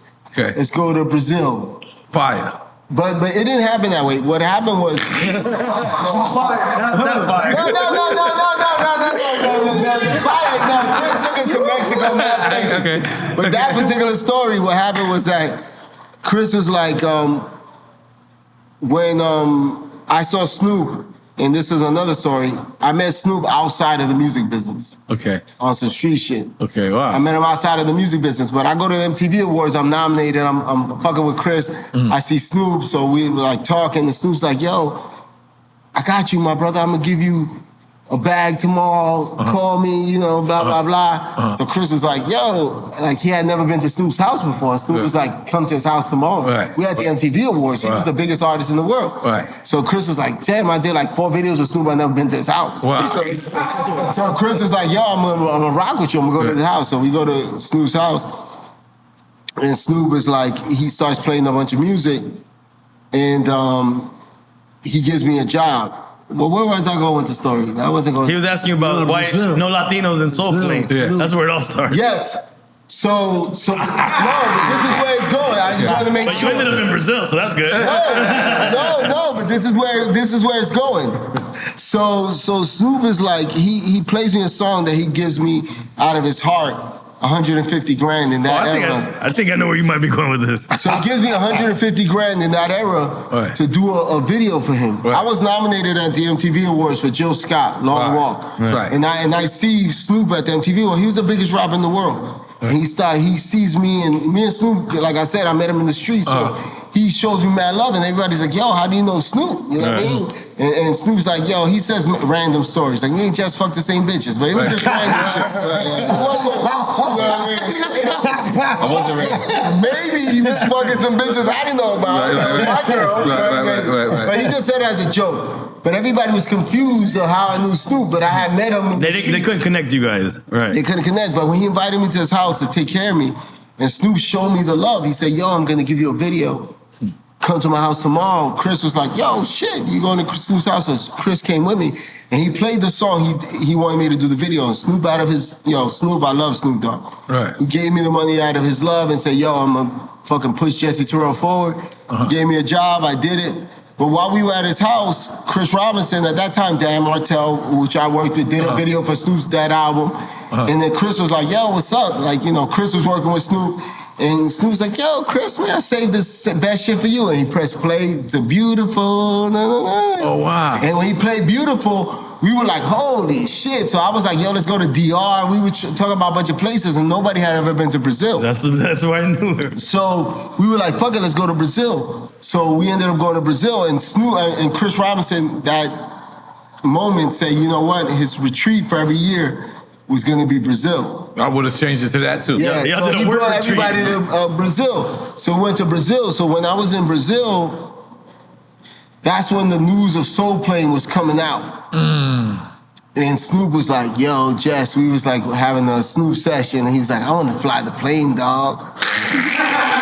And at that point, we had already cast John Witherspoon. Oh, John shit. Witherspoon was going to fly That's the a plane. bang, bang, bang, bang. Yeah, he was going to fly the plane. Pops, right? He was For going to fly the Friday. plane. Okay. He already was cast. All right. Okay. So Snoop was like, yo, I want to fly the plane, dog. So, we were so fucked up. I was like, we were high as shit. I was like, you don't This fly the plane. sounds perfect. I was like, I know, but I told him, you don't really fly the plane, though. Right. But he was like, I want to fly the plane. So I went back to MGM and I said, yo, Snoop wants to fly the plane. Snoop wants to fly the plane. And the MGM guys were like, they were, man, super corporate, and they were like, oh, he's the gangbanger, he's this, he's that. I was like, have you ever met Snoop Dogg? Like, what the fuck are you guys talking about? Like, I was like, look, do me one favor. Let's go to Snoop's house, have one meeting with Snoop, and if you feel different, then whatever. So then Snoop invited us to the church. He has his house, he had the church. Yeah. They invited us to the church, and they were getting searched on the way in. So like, they were Right, they getting liked it there. patted down.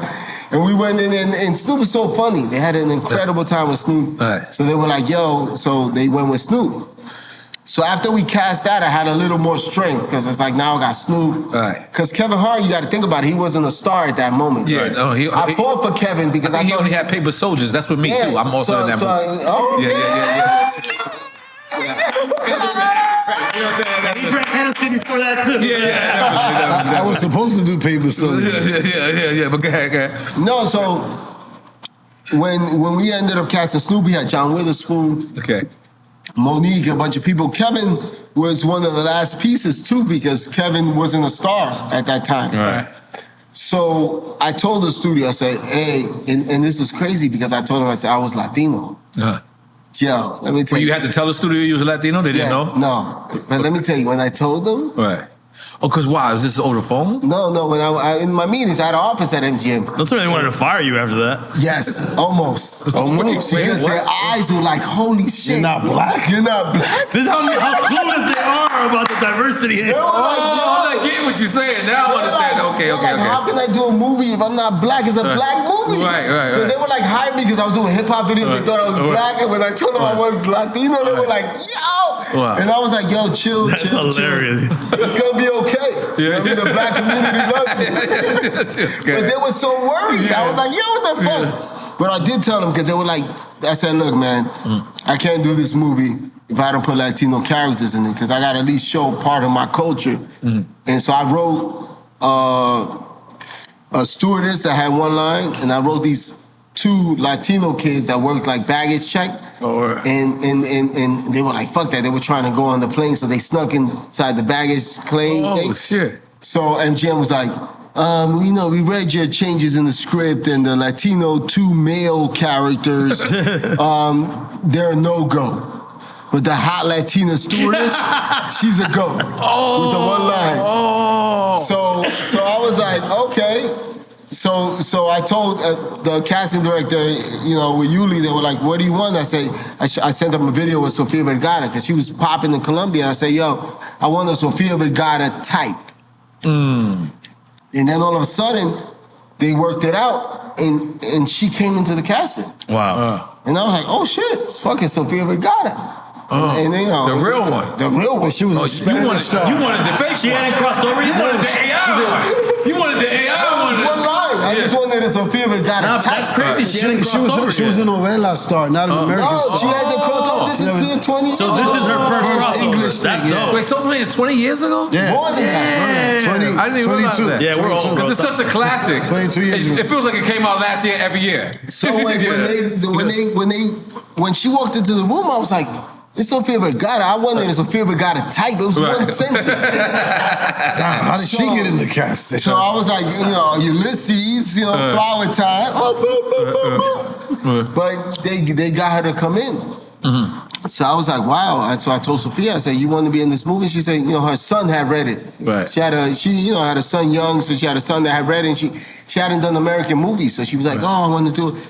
So I said, you know what? You want to be in this movie? I'm going to put you in this entire movie. And I rewrote the movie, and that's why she's one of the stars in the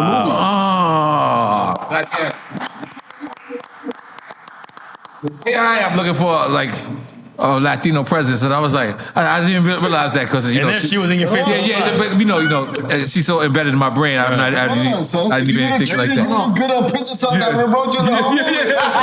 So you brought her to the movie? Yeah, did the cast That's for the dope. movie? No, my brother, because they tried to hate on him, and then That's right. 'cause you said you Sheila brought. Right. co-signed, and she had the studio comfortable, and he ran the whole thing. And I still have the video of that too. Her audition, she had like 2 lines. It's mind blowing. Her little 2 lines. Then Jesse was like 10 pages. Let me tell you, Sophia, because she was a novella star at the time, she was gigantic, beautiful, fucking, she was ready to be a star. Right.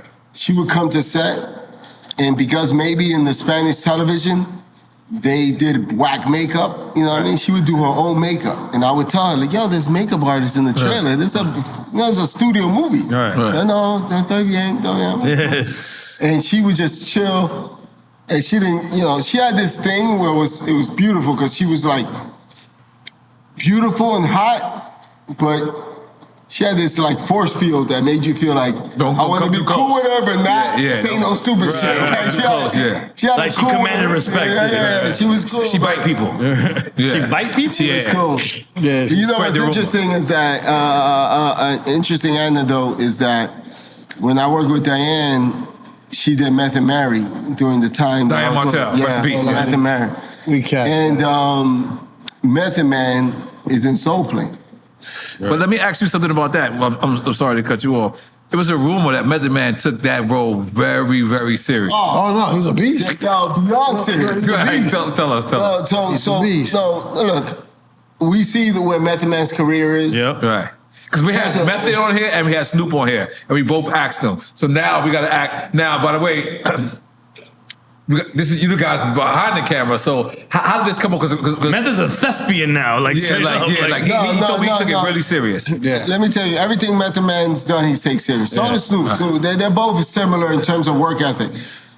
But what happened was that, you know, I was already fighting for Snoop. All right. So people don't understand the fights for a Method Man. You know what I mean? They just see, like, you call the agents, but I'm like on the other side telling them a Method Man could be a star of a comedy. You know what I mean? It's tough. You know, like, I built a fucking platform for KevinHart to walk on so he could be tall enough to fit in the frames of people because they didn't see him as like a leading man. He did look taller than Soul Plane. He did. Think about it. Pull up the poster. Somebody pull up the poster. What did the little people say? He was heightening. That's crazy. Yeah, he was heightening. Like that's what the little people said. Somebody pull up the poster. Yeah, come on, no, not me. I'm not the Googler. But yo, no, that's crazy. Same story how you fought him? Yeah. He was between him and the other person? All right. So the first person you cast on Soul Plane. No. So it was different people we cast. So okay. What I'm saying is that when Snoop to the trip to Brazil, I fought for Snoop. He got cast. Okay. But Method Man, he put in the work. So he had the audition? No, he put in the work, Method Man, as an actor, and it was about being serious. Because, you know, at that time, rappers weren't serious, so we don't know what we're going to get. Right. So part of, like, what the studio might have asked from a Method Man at that time was that you can't smoke, no weed, no this, no that, because they were like, yo, we don't want that shit on our set. Right. Right? We want to control it. We want to be cool. Like, we want to be professional, whatever. Snoop, we got for 5 days. And he was one of the big stars of our movie. He smoked every day. So when we got Snoop and I was able to close that deal, we had to try to figure it out. And Snoop had a big altercation at the time with Suge and a bunch of shit that had happened. So we had a lot of police and people after us. And so we had to create this environment. So we built an environment inside the studio because let's say Snoop was in his trailer and he was smoking weed, the cops could maybe enter because he was doing something illegal. So we had to build something. Okay. I'm saying, like, it's not what people thought. Like, Method Man might have thought we gave him, like, extra privilege, but it wasn't because Snoop was under, like, a different situation. So we built inside the studio a room for Snoop that had fucking ventilators and a bunch of shit because we know he was gonna smoke. Yeah. But he couldn't smoke in the trailer because he had a mad drama and there was this drama with Sugar. It was a bunch of stuff. So we shot maybe 4 or 5 days with Meth. He was on point, like no smoking, no this and that. And Meth was a motherfucker. He's disciplined. Was he doing push-ups? Not that I saw. I'm just playing around. Go ahead. But when Snoop got there, and Meth hooked up with Snoop, and he saw this room we built with ventilators. Right. So Snoop Oreo cookies. You made me fucking do this shit, and you let this motherfucker. And it wasn't about that, but you know, I felt bad because it wasn't about that, but it was about Snoop was in a tough situation. We were just trying to make the best situation we could. Okay. You know, but for me as a director, I also didn't want the artist to be perceived a certain way from the studio because I'm trying to protect them too because I'm like, we want to make more movies like this, you know? Right. So let me ask you, right? Because, you know, I never claim that I discovered Pharrell because I didn't discover Pharrell, right? I just worked with him on a come up and he became who he is, but that was like his first, you know, outright hit was with me. Yo, let me tell you. Was with him. Yeah. Pharrell, not to cut you off, Pharrell is incredible. Right. I discovered him from this kid from Left Rack City. Okay. So and then the last story, the story I just told about Snoop. Yeah. Who came with us to Brazil? That's Pharrell. That's right. So check it, right? So I never kind of claim that, but I do claim the fact that, you know, we both took that journey together. You know what I'm saying? Like first hit record that he's in the video, like outright. Well, this is arguably like KevinHart's first hit movie, right? Like, you know, like he was in Paper Soldiers before that, and I don't remember what else. But this is his outright Soul Plane, and it's a cult following, right, to this day. But so you got Method Man, you got Snoop. How did you cast Kevin Hart, and what made you cast, for lack of a better term, unknown at that time, up and comer, right? You could have got Wesley Snipes. You could have got, you know what I mean? You know what? I would say that that it's a gift and the curse sometimes where you just want to do shit from your heart, you know? Okay. Because the studio gets pissed off when you don't do the shit they ask you to do. Mm-hmm. And I had a lot of negative energy around MGM because I cast Kevin Hart. Right. But I was aggressive in terms of my strength, in terms of I felt he was the guy. Right. They showed me a lot of guys, and I won't talk about everybody, but some of the comedians that they showed me at that time were what they called uninsurable. How so? There's like when you do a movie, it has to be insurable. Like meaning like I put up $15 million, who's gonna insure my 15? Right. So somebody, insurance company comes and insures that money. Wow. So because they're too big of a. No, they're liabilities. Oh, and like personal life, their liability. Okay. So let's say, let's use N.O.R.E as an instant for my story. All right. Who, you don't want to lose Mr. Lee? Use Mr. Lee. Because I don't know where the story's going. Dominican. Well, use another Dominican. Go ahead. Use Mr. Lee is uninsurable. Listen, he's uninsurable for sure. Let's use Mr. Lee. Okay, let's go. Let's say Mr. Lee was a star in my movie. Okay. And In his mind, he is already though. By the way. Let me tell you, Mr. Lee's already a star. Yes, he is. You know what I mean? The motherfucker is an icon in the game. Yeah. But So let's imagine Mr. Lee, right? So imagine Mr. Lee, I cast him in the movie. But we have to raise capital. Right. So the capital raise ain't guys like us. right. It's corporate motherfuckers. And they go and VC, venture capital people, right? Some shit like that? they're like, we're gonna put $3-4 million on Mr. Lee. Woo. Then they check Mr. Lee, and Mr. Lee's out there doing shit that Mr. Lee does. He's in booby trap 4 o'clock in the morning. He's in booby trap. But let me ask this question though: isn't this already a studio film, or this is? No, I'm talking about before- studio. The studio has to raise the Yeah, money it's like that. No, but what I'm saying is that sometimes they have insurance against the movie. Gotcha. Okay. So when we were trying to cast Soul Plane, there was a lot of people that I liked that were risky. So Kevin Hart was safe. No, Kevin Hart was no one in the equation. Okay. There was other people that were popping at that time. Mike Epps? I couldn't say. Well, Mike's my guy, but That's my Mike, guy, too. And some guys were risky at that time. I'm trying to think. 2003. I'm trying to think. Yeah, you might be We close. get it, man. We don't need to say names, bro. Come on. I'm saying names. But This is a show, goddamn. so Kevin was new. Right. I mean, he was new, Right. but he was little. He's still a little. He's nice. No, I mean like little. He's still little. Height-wise. That's what I'm saying. This was the tallest They got cast of all operation That time. makes you tall, no? Nah, you don't see Kevin Hart is hilarious. He takes pictures on his Instagram, and if you're taller than him, He cuts you off. I think that's hilarious. That's funny. And then it was so funny about it. He tags the people, so I just click on the people that he cut off, and then they'll have the picture. Like the picture exists with them together perfectly. But Kev wants to be an asshole and say, "This is your fault for being tall." Like, yo, that shit is crazy, but yeah. Crazy about Soul Plane, everybody that was super tall. Everybody was taller than me. Yeah. Everybody. So you had to give him Kev a clink. And he was 'cause this big. No, he said he built platforms. You built Yeah, the platform. there were two options, right? So there was one option to do like heels, and Kevin was like, "I'm not wearing heels." And then there was an option to do we called it the K board, and then we bring the board in, and he could stand on it because the lead girl was 5'9", Meth is like 6'3", Snoop is like 6'4", you know, so it was hard to fit them in the frame. Kev like 5'1", right? I don't know, but I love Kev. No, I don't know. But Kevin's short. Yeah, he's short. So I could definitely dunk on him in a basketball game. For sure. For sure. He could not beat me in basketball. So the thing is, we had to make those adjustments, and the studio hated me for it. Mm-hmm. So then I was bringing Snoop. It was just so much stuff. But I told him, I said I had to have Latinos in this fucking movie. Right. And the only person they gave me was Sophia. And Right. We running with it. Is there, because Soul Plane, all right.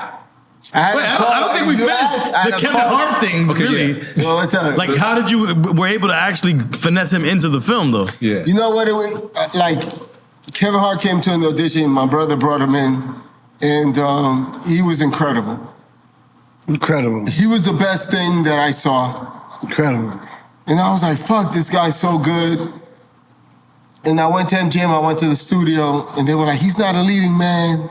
He's not this, that. And like, I'm a short dude. Maybe not as short as Kevin, but I'm a short dude. And I said, like, am I gonna remove his talent because of his height? So There's heightism in Hollywood?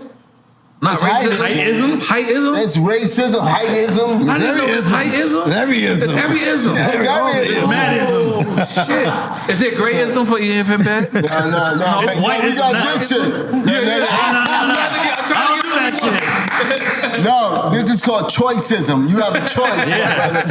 I made my choice. No, but for real, Yesterday I was like you today.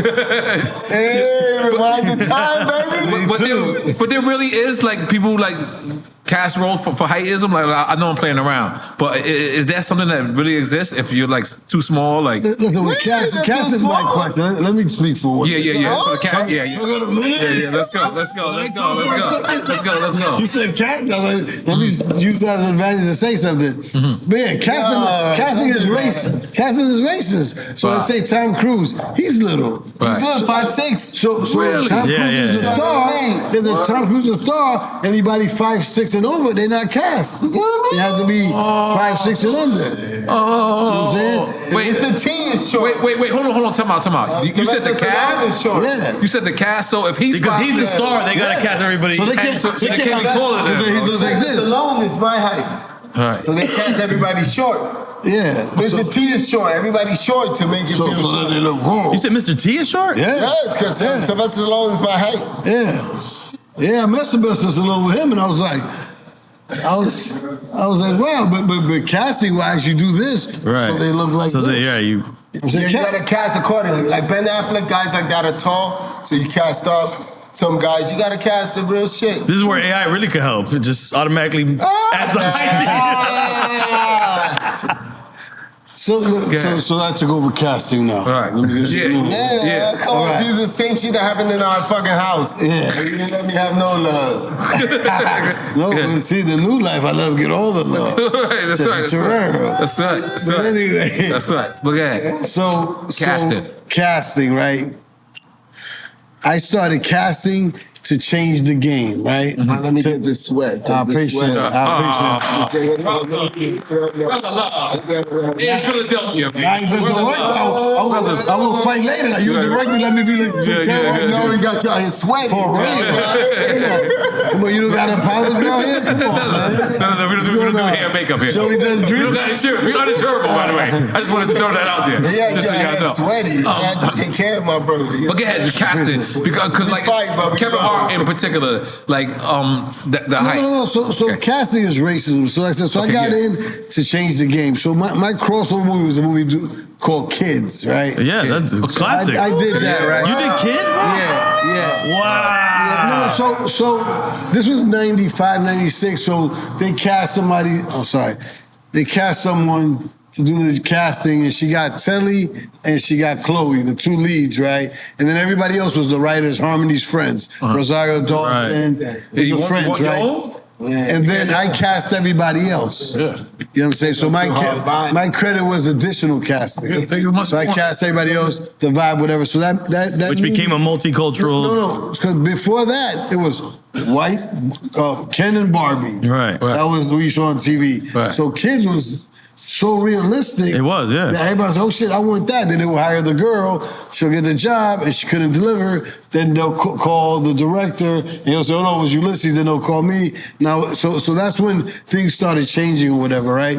But I think I'm twisted too now from what I was saying. What was the direction we were talking about? Casting. about casting. All we were talking about is casting. Yeah, I know, but casting. damn. And You cast out, you cast out. We actually talked about Rapist Kevin Hart. too. Racism. And racism. You said I can jump in and talk for you. Racism. So anyway, so long story short, so then the game started changing. and they started putting realistic people in there, and nobody had it. And that's how my birth came about, because they were like, you need real casting, you gotta call me or whatever, right? And then I was on the, you know, all the urban films, all the commercials, come on, you coughing crazy, come on. What's going on? Easy, right? You got them smoke? Yeah. Come on, man. Yo la cosa, Come on. Welcome to Drink Champs, baby.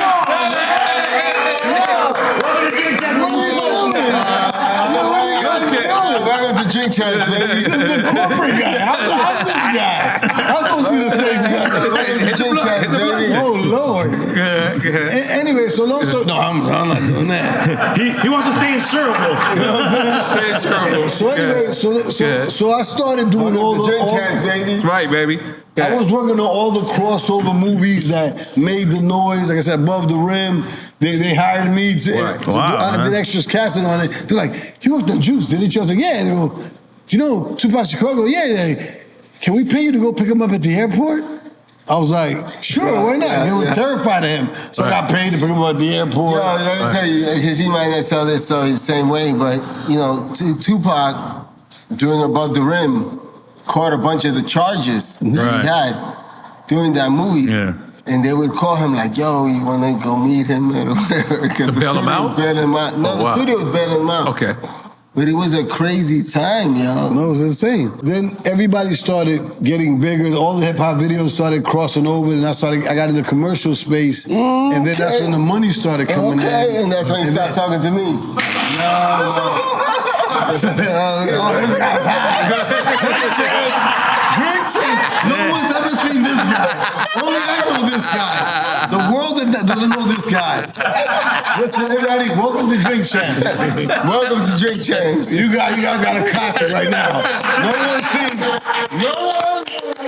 No one's seen this guy. I'm this guy, and he's the corporate brother. I'm the one in the streets. He's the one with the corporate people. Anyway, so when I He's talking that shit. He been in the tweets. I've been in the streets. Don't get it twisted. Oh Lord! Oh, you got him. No, you got him. No, you got him. No, record this shit. You got him. You got him, buddy. He lectured me before again. You gotta be easy. Like, yo, you gotta not drink so much. You gotta, you know what I'm saying? Don't say what you think. Let me run the session. I did tell him that because he said some crazy shit. He's like, yo, please be easy. You know what I'm saying? It's a big show. People see this shit. You know what I'm saying? We got the show coming out soon. We can't get the show blocked. You know, don't say no. Oh, I was gonna say that stuff. Don't say this stuff. Anyway, long story short, when we crossed over and the money started piling in, I was 5,000 a video. I was doing 3 videos a week. I was doing commercials, 50,000 video. I'm a young guy. All this money's coming. I got the big office, the big staff. It's mad and things going on. Huh? No, So with mad dudes? Oh, things. Mad things, of course. Of course. I want to get the job with N.O.R.E because of my office. I got mad dudes, no job. I got mad things. We working. I had the Ulysses Angels. I had 10 girls with me. Anyway, I went, you know. I had 10 baddies with me. It was like the best business card in the world. My brother was the king, though. I give him that. He's the king. No, it was on marketing. Anyway, so long story short, when I got into the big space, started doing the big jobs, right? Then that's when it all changed. When I was like, this is the best actor here. Like, yeah, but he's dark skinned. Well, what do you mean? No, he's dark skinned. What are you talking about? You know, we need more like commercial skin. What the fuck is that? That's what he said. So he said, like, what's that? That's like Ivory? You know?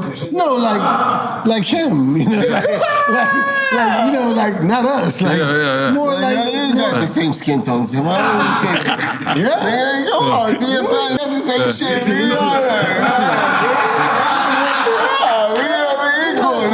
We like that. He's a little, my brother. You look like my brother Sandy. You know what I mean? No, that's what my mother said. You know my mother. All right, we go like this. It's you, then me. That's the color. That's the color grade. Exactly. No. Oh no, wait. You. Exactly. We're all shades of Latinos right here. Sure. No, but I'm talking about the black black guy. You're the black guy. Right. They want the black guy to You lost me now. Oh no, they say they I'm casting talking you about the as casting. they casting you as the black guy. He's saying. Oh, Yeah, shit. Casting. There we Like, go. I was showing N.O.R.E. Right. I was showing N.O.R.E. that we want you to be the lead guy. Right. So, and Like they thought he wasn't Latino for soul plane like that. That's Exactly. what you mean, right? You know, and I'll tell you another side story. So you remember Belly? Of course. All right? Yeah. I'm telling you, our whole life. So I got hired to cast Belly. You know what I'm saying? I read the script. I'm like, yeah. Hype Williams. I was so excited. Jamaica Queens. I was there for 30 years. Right, I was like, yeah. I was like, fuck that. That time you was there for like 6-7 years. At that 30 time? years today. Okay, yeah. Okay, All right. okay. Sorry, Jesse. 7.5 years. Right. I'm excited. This guy, man. Easy. Easy. Who gave him the weed? You gave him the weed? He gave me that weed. He asked for it. He asked for it. No, I didn't ask for it. He just gave it to me. He was like, yo, I was trying to be cool. He said, don't be cool, man. You deserve y'all props. You deserve y'all props. Go ahead. You see the flowers? It's got my name on it. This is incredible. The first time This is incredible. That's right. Listen. No, BT used to spell my name wrong. This motherfucker spelled it right. Listen, I swear to you, when I looked at it, I swore it was gonna be wrong. Yeah. I'm gonna be Everybody spelled honest. my name wrong. I'm gonna be honest. I'm gonna be honest. You know what your name is like? Your name is like Worcestershire sauce. Like no one can really pronounce Worcestershire sauce. Like no one knows how to pronounce. No one knows how to write Winchester sauce. Like who the fuck? Like even when you send somebody to the grocery store, you're like Winchester sauce. You don't want to say it straight up. No. So when we was like how to spell your name, I was like that's like Winchester sauce. Like, no one knows. Nah, this is epic. But shout out to Paul, Drink Champs Boys. He got and What the Flowers. Shout out to What the Flowers. I got movie credits that come up. Movie credits, and my name's spelled wrong. Right. Damn. Razor Victor Vargas, peace out. I see. Now, is that a Dominican name? Huh? Ulysses? No, what Dominicans do is like they try to give their kids American names Yep. so they can fit in. Like, No, that's not like American. you a snake? No, You snobby?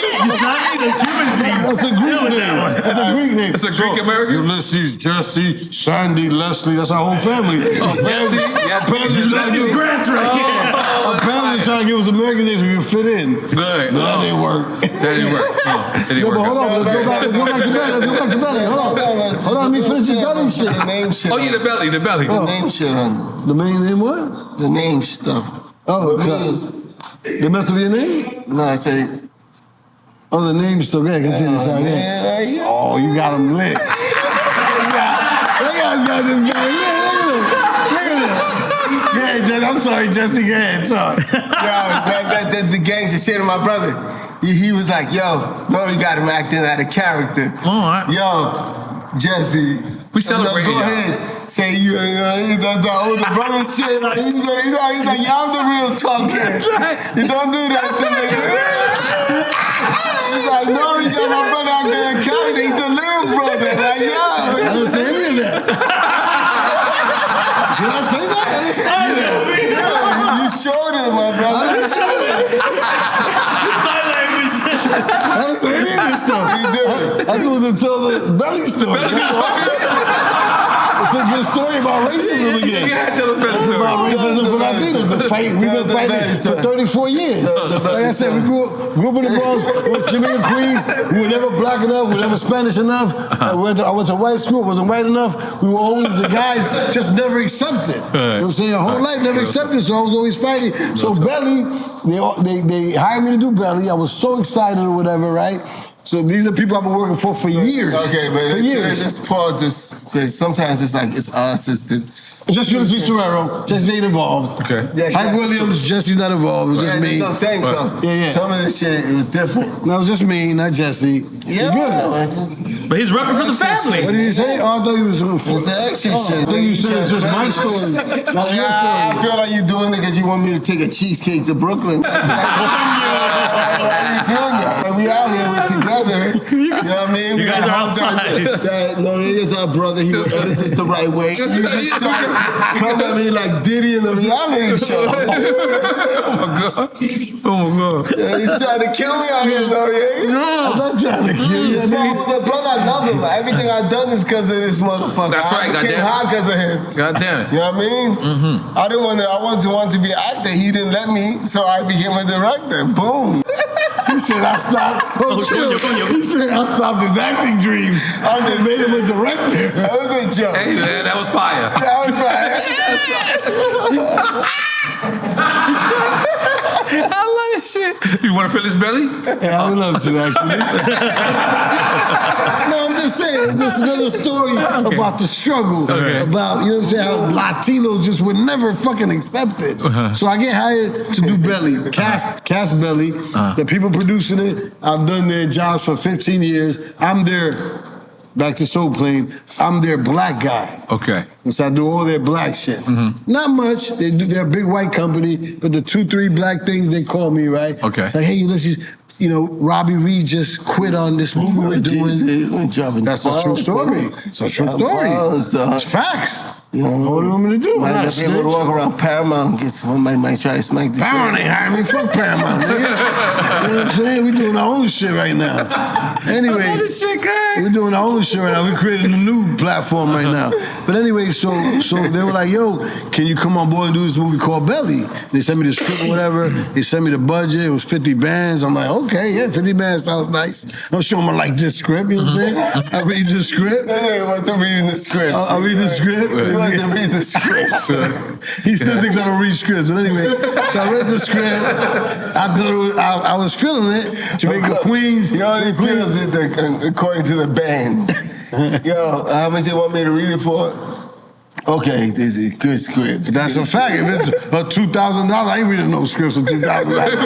Like, get the fuck out of here. Just reading the title. That's what I'm saying. I'm not even reading that. It's like there was a joke today with these cats talking about, I won't say their names, but they were like, they called me for my movie, and I was like, you can't afford me. And you know who they are. But anyway, so long story short, so I took the job, I was excited, so I started prepping or whatever. Then they called me 2 days later, like, hey, listen, man, we're sorry, man, but please don't force us with a cancellation fee, because you know we got you, we hold you down, but we're gonna have to release you from this project.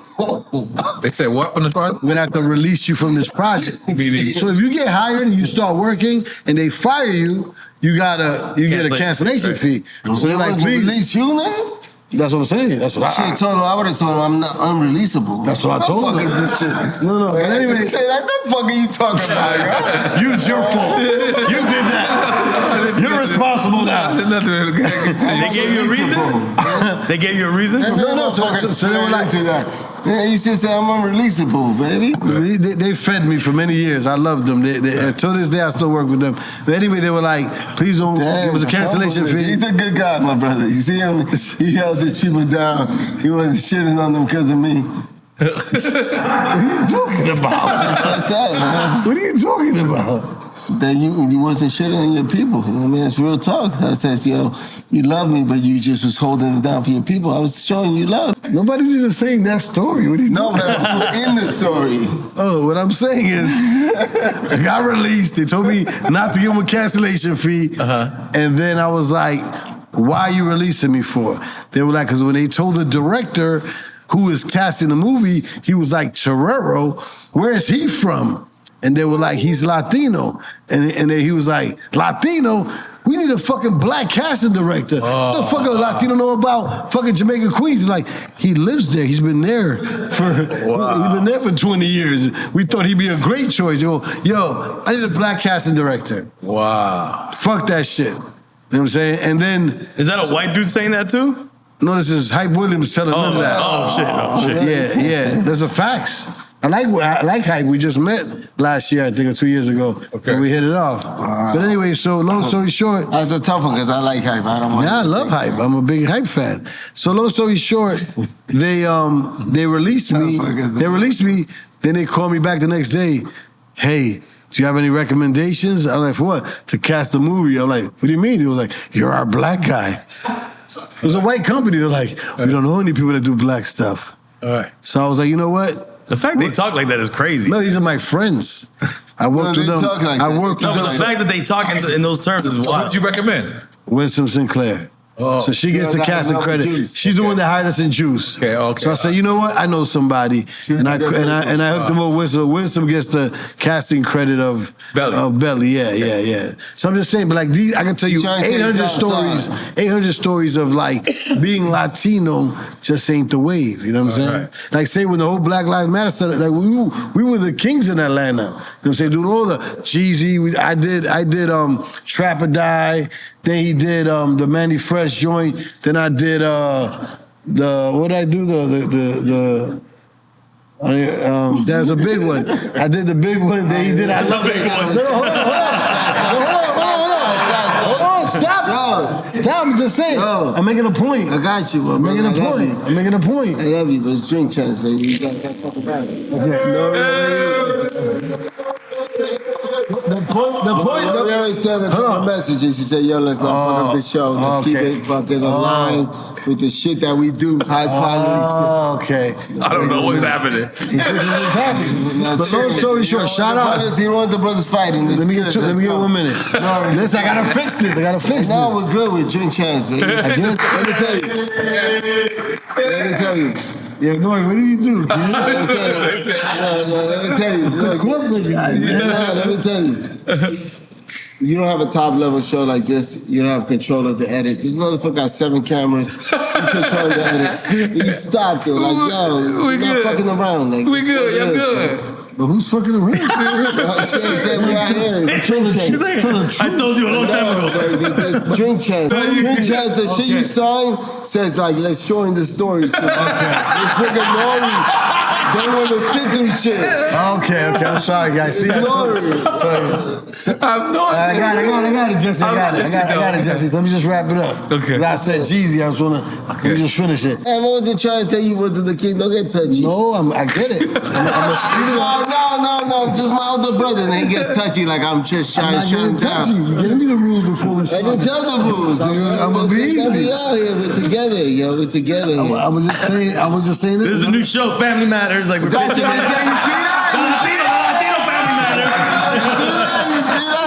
I tried to do a podcast with him. He was hating on me. He didn't want to do it. I was like, yo, we should do it, man. I'm out here, man. I'm out here every day. I told him I don't give a fuck. You do give a fuck. But I gotta finish this statement. I mentioned Jeezy's name. We love Jeezy. But I'm saying, like, the point was we were in Atlanta doing a lot of stuff. T.I. I did ATL out there. You know, we were out there early, right? ATL the movie. Yeah, I cast that too. Okay, go ahead. My title getting additional casting, but I cast. What's that? Hold on, here's a story. Here's a casting story. So, Killer Mike, right?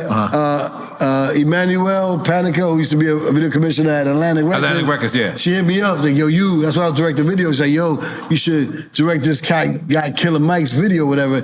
And if she mentioned the number it was, and I was just like, at that time, I was like, you know, that don't make sense for me right now. She's like, yo, this guy's the Godfather. Right. Yo, I'm telling you, you should fuck with him. And I wasn't really doing rap. I was making the transition into Atlanta shit. When he was on his mixtape run? Like early. It was the ATL, whatever that year was. Like 2005, I think, something like that. Because when he came out with Adidas, he was on a record label, and then he had the crazy mixtape run. Yeah, I don't remember, but... so anyway, so she's like, yo, look, trust me, you should meet this guy, and you should do his video. So I meet with him or whatever. He takes me around Atlanta. I didn't know who he was, but this guy, everywhere we went, they rolled the red carpet out. All right. So I'm like, who the fuck is this guy? He got mad jewelry. It's just me and him. Yeah. So I'm like, hey, you're not scared? They might take your chains and shit? He in a Lamborghini? Huh? He in a Lamborghini? I don't remember.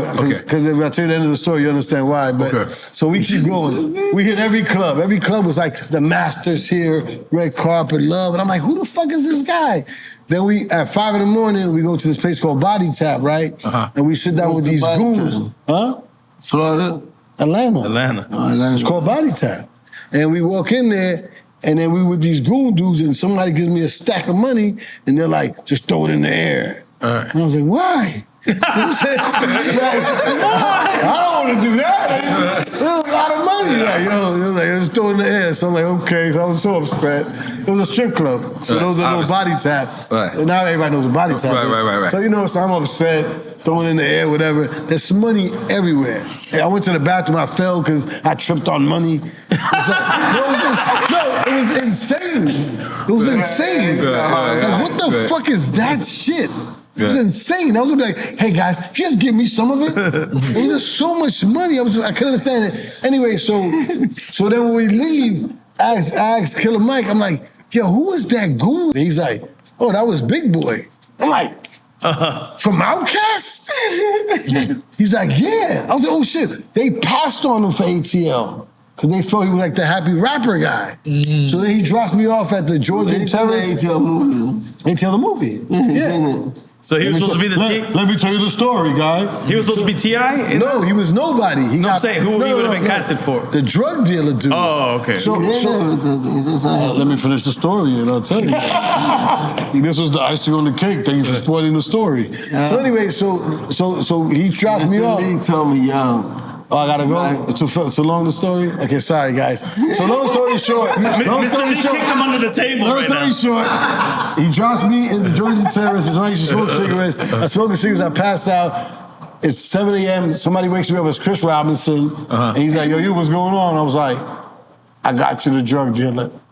It's fucking Big Boy. He goes, you know, it's a gangster dude. I was like, I was with him yesterday. He's gangster. Trust me. I set up the meeting. Big Boys in ATL. Got great. That's a casting shit. I probably should have asked you this earlier, but I'm gonna ask you to you now. Earlier would have been amazing. That was a perfect time. Maybe not. You're known as this hip hop director, but you get an opportunity to work with Robert De Niro, right? And I even read somewhere that he even told you to call him Bob on the set. Y'all got so personal. How was that? Like, you know, working with a prestigious actor like that, coming from, you know, hip hop, where people, you know, don't usually get a chance to be in the same room with Robert De Niro, let alone director. I think what's interesting is that at some moment, like, people don't expect us to be on a certain level on the filmmaking game. Like, they don't expect us to be like on that high level. And for us to have like a guy like that, like, how many Dominicans shot Robert De Niro? Probably not any. Come on. And, you know, I'm not trying to make it up. I'm just trying to be honest. Like, you know, You gonna get that real talk now. You gonna get that real talk now. Robert De Niro. Did he take direction? Did he take direction from you, Will? Okay, let me tell you. Tell him about the meeting. About the cop selection. That's a good one. Outside of fucking with whatever direction you were going. I'm sorry. Go back to that direction. No, I can't believe you was fucking on my shit. Yeah. This is the best person in my life, man. One, two, three. You know what it's like, you know. We out here for, like, if you want to judge your life on who is there the entire time, there's people that are in sections that they fucking were there at the sections where your life was needed, that person. So you can't deny them of being the fucking guy that roll with you through the fucking pain. Right. But there's probably, when you look at that section, different sections of people that are engulfed in your life. And maybe if you're lucky, you have one person that maybe took the whole journey, 2, 3 people, and this motherfucker Took the journey.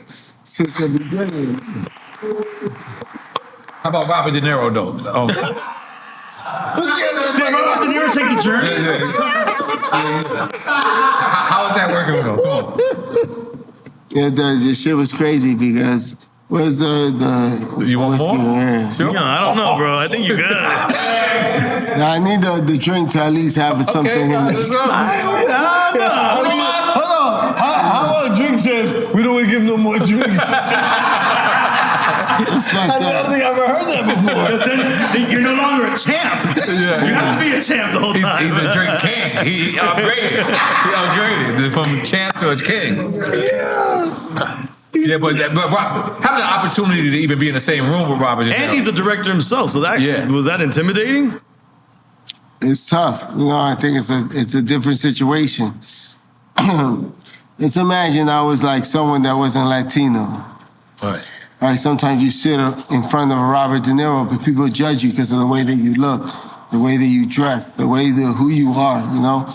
They think that who you are doesn't put them in the same level on the film level. Like in the conversation about film, it doesn't matter if you study film, you know fucking broke down film, you cut the shit when you were shooting your short film. It doesn't matter anything you did, but you just Latino and they look at you and they say, you know, fuck this motherfucker, he don't know shit about film.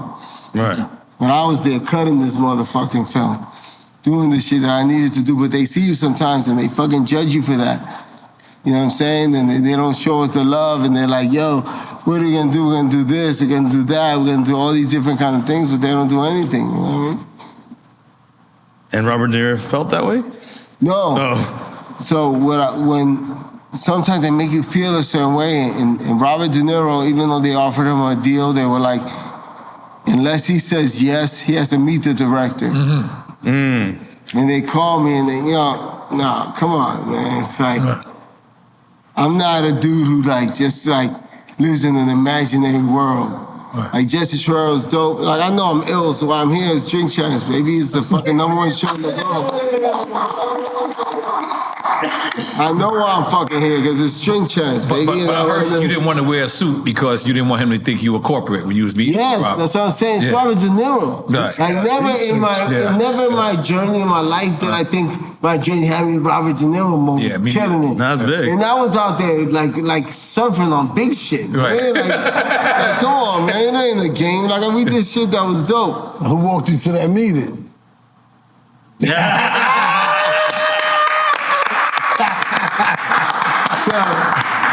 No, but the crazy thing is, like, let's say I was a white American person or white, I wouldn't worry about nothing but meeting Robert De Niro. Right. But when you're Latino, you gotta worry about the way you look, the way you dress, the way you know what I'm saying? Because people judge you on that. Like, and then they just don't give you the respect. So I told my brother, I said, what am I supposed to do here? Like, I'm out here, dog. Pop culture. Like, I'm doing this shit for real. Like, you know what I mean? Like, I'm doing this shit for real. Like, we affecting shit. You know what I mean? So I told him, I said, you know, but you're like, holy shit. Robert De Niro. Get to the point. We lost him. He lost it. I'll tell you. You want me to tell the story for you? I'll tell the story. Yeah, let's hear it. So anyway, and then you can pick it up where you want to, right?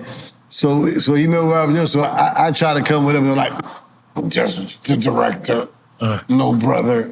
I was like, oh. Nah, they really grabbed you up like that? The woman that was with him, like, you got to fall back. It's one-on-one. Right. Okay. But I got a spot where I could watch. Right. Let's watch. I was excited. So anyway, just went in there and just tell him how Robert De Niro came at you with the options.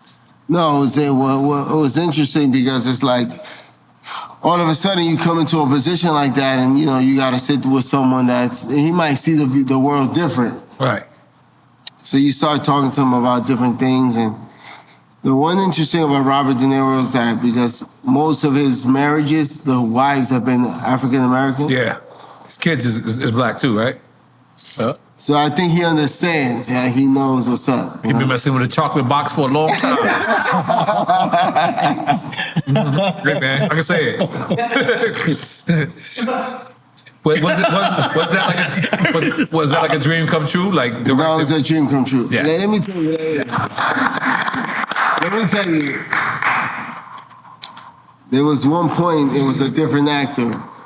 And the way that business works, sometimes it doesn't work like us. Like we love something, and we just love it, and then the money tries to like make us think different. Yes. But with him, it was something different because it was like we had the money. No, I liked him. He was part of the money. No, I'm saying, like, he had the money already. Yeah, he had the money already. Yeah. He didn't need the money for it. He didn't need the role, so he's just doing this out of love. That's what I'm saying. But sometimes for us, it's like we want the project to make sense. And sometimes it doesn't make sense. It's just like it's about the bread. Hell yeah. Okay, you know, I get it now. You know what it is? Because Jesse, like I say, even though he's feeling nice, he's still corporate and safe and you don't want to share certain information. He said, no, I'm saying, no, because these moments, those are big moments, you know what I'm saying? Let's say Bobby hears it. Right. You don't have him call That's him what y'all call him, Bobby. You gotta call him Bobby, you know what I'm saying? But I'm saying, they might hear it and, you know, It's cool. I'm not saying anything. They know what it is. So what's next? Because we see Don De There's Niro fights and we with me see and my 5 brother. mics That's keep what's posting next. y'all. Don De Niro and 5 mics keep posting y'all. So that's we just wrapped yesterday. What is that? So it's called Spanish Fly. Oh, Spanish Fly. Okay, So y'all spiking bitches' drinks? Oh! That's what it was back in the day, Spanish Fly.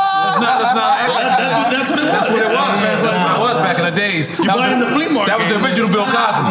They was calling him Bill Cosby.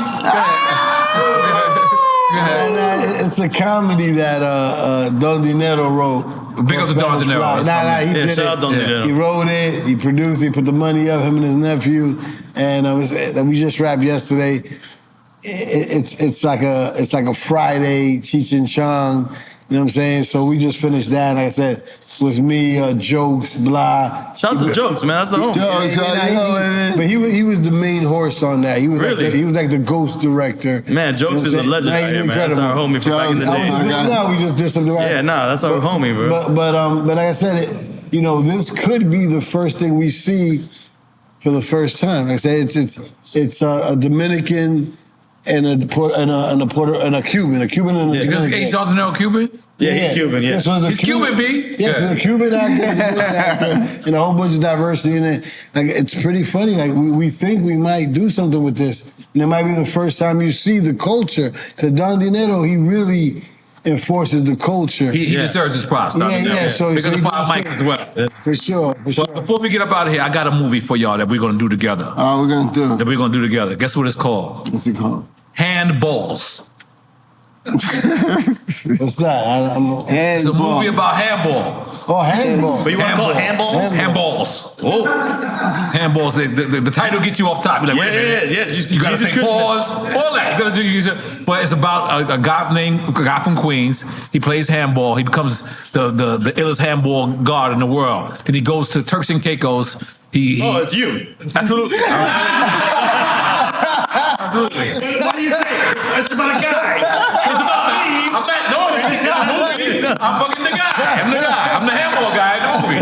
From Queens to Mall. That doesn't have to be you in real life. Yeah. I'm from the Coliseum. I'm from the Coliseum. And you know what I mean? And then he goes away, and then there's these guys, the LA guys come in. Because you know, New York, we have our certain style of handball. Then Miami has a certain style of handball where they play on racket courts and tennis courts. Then they have the LA style where they play it on a totally different thing. But I want to migrate it. N.O.R.E will play the people in LA. And he will get a new breed of how they do it. And then they get me back coming from Turks and Caicos. I have the beard on. I'm like 500 pounds. And then I get in the gym. I start jogging. And then I come back to win my hands back.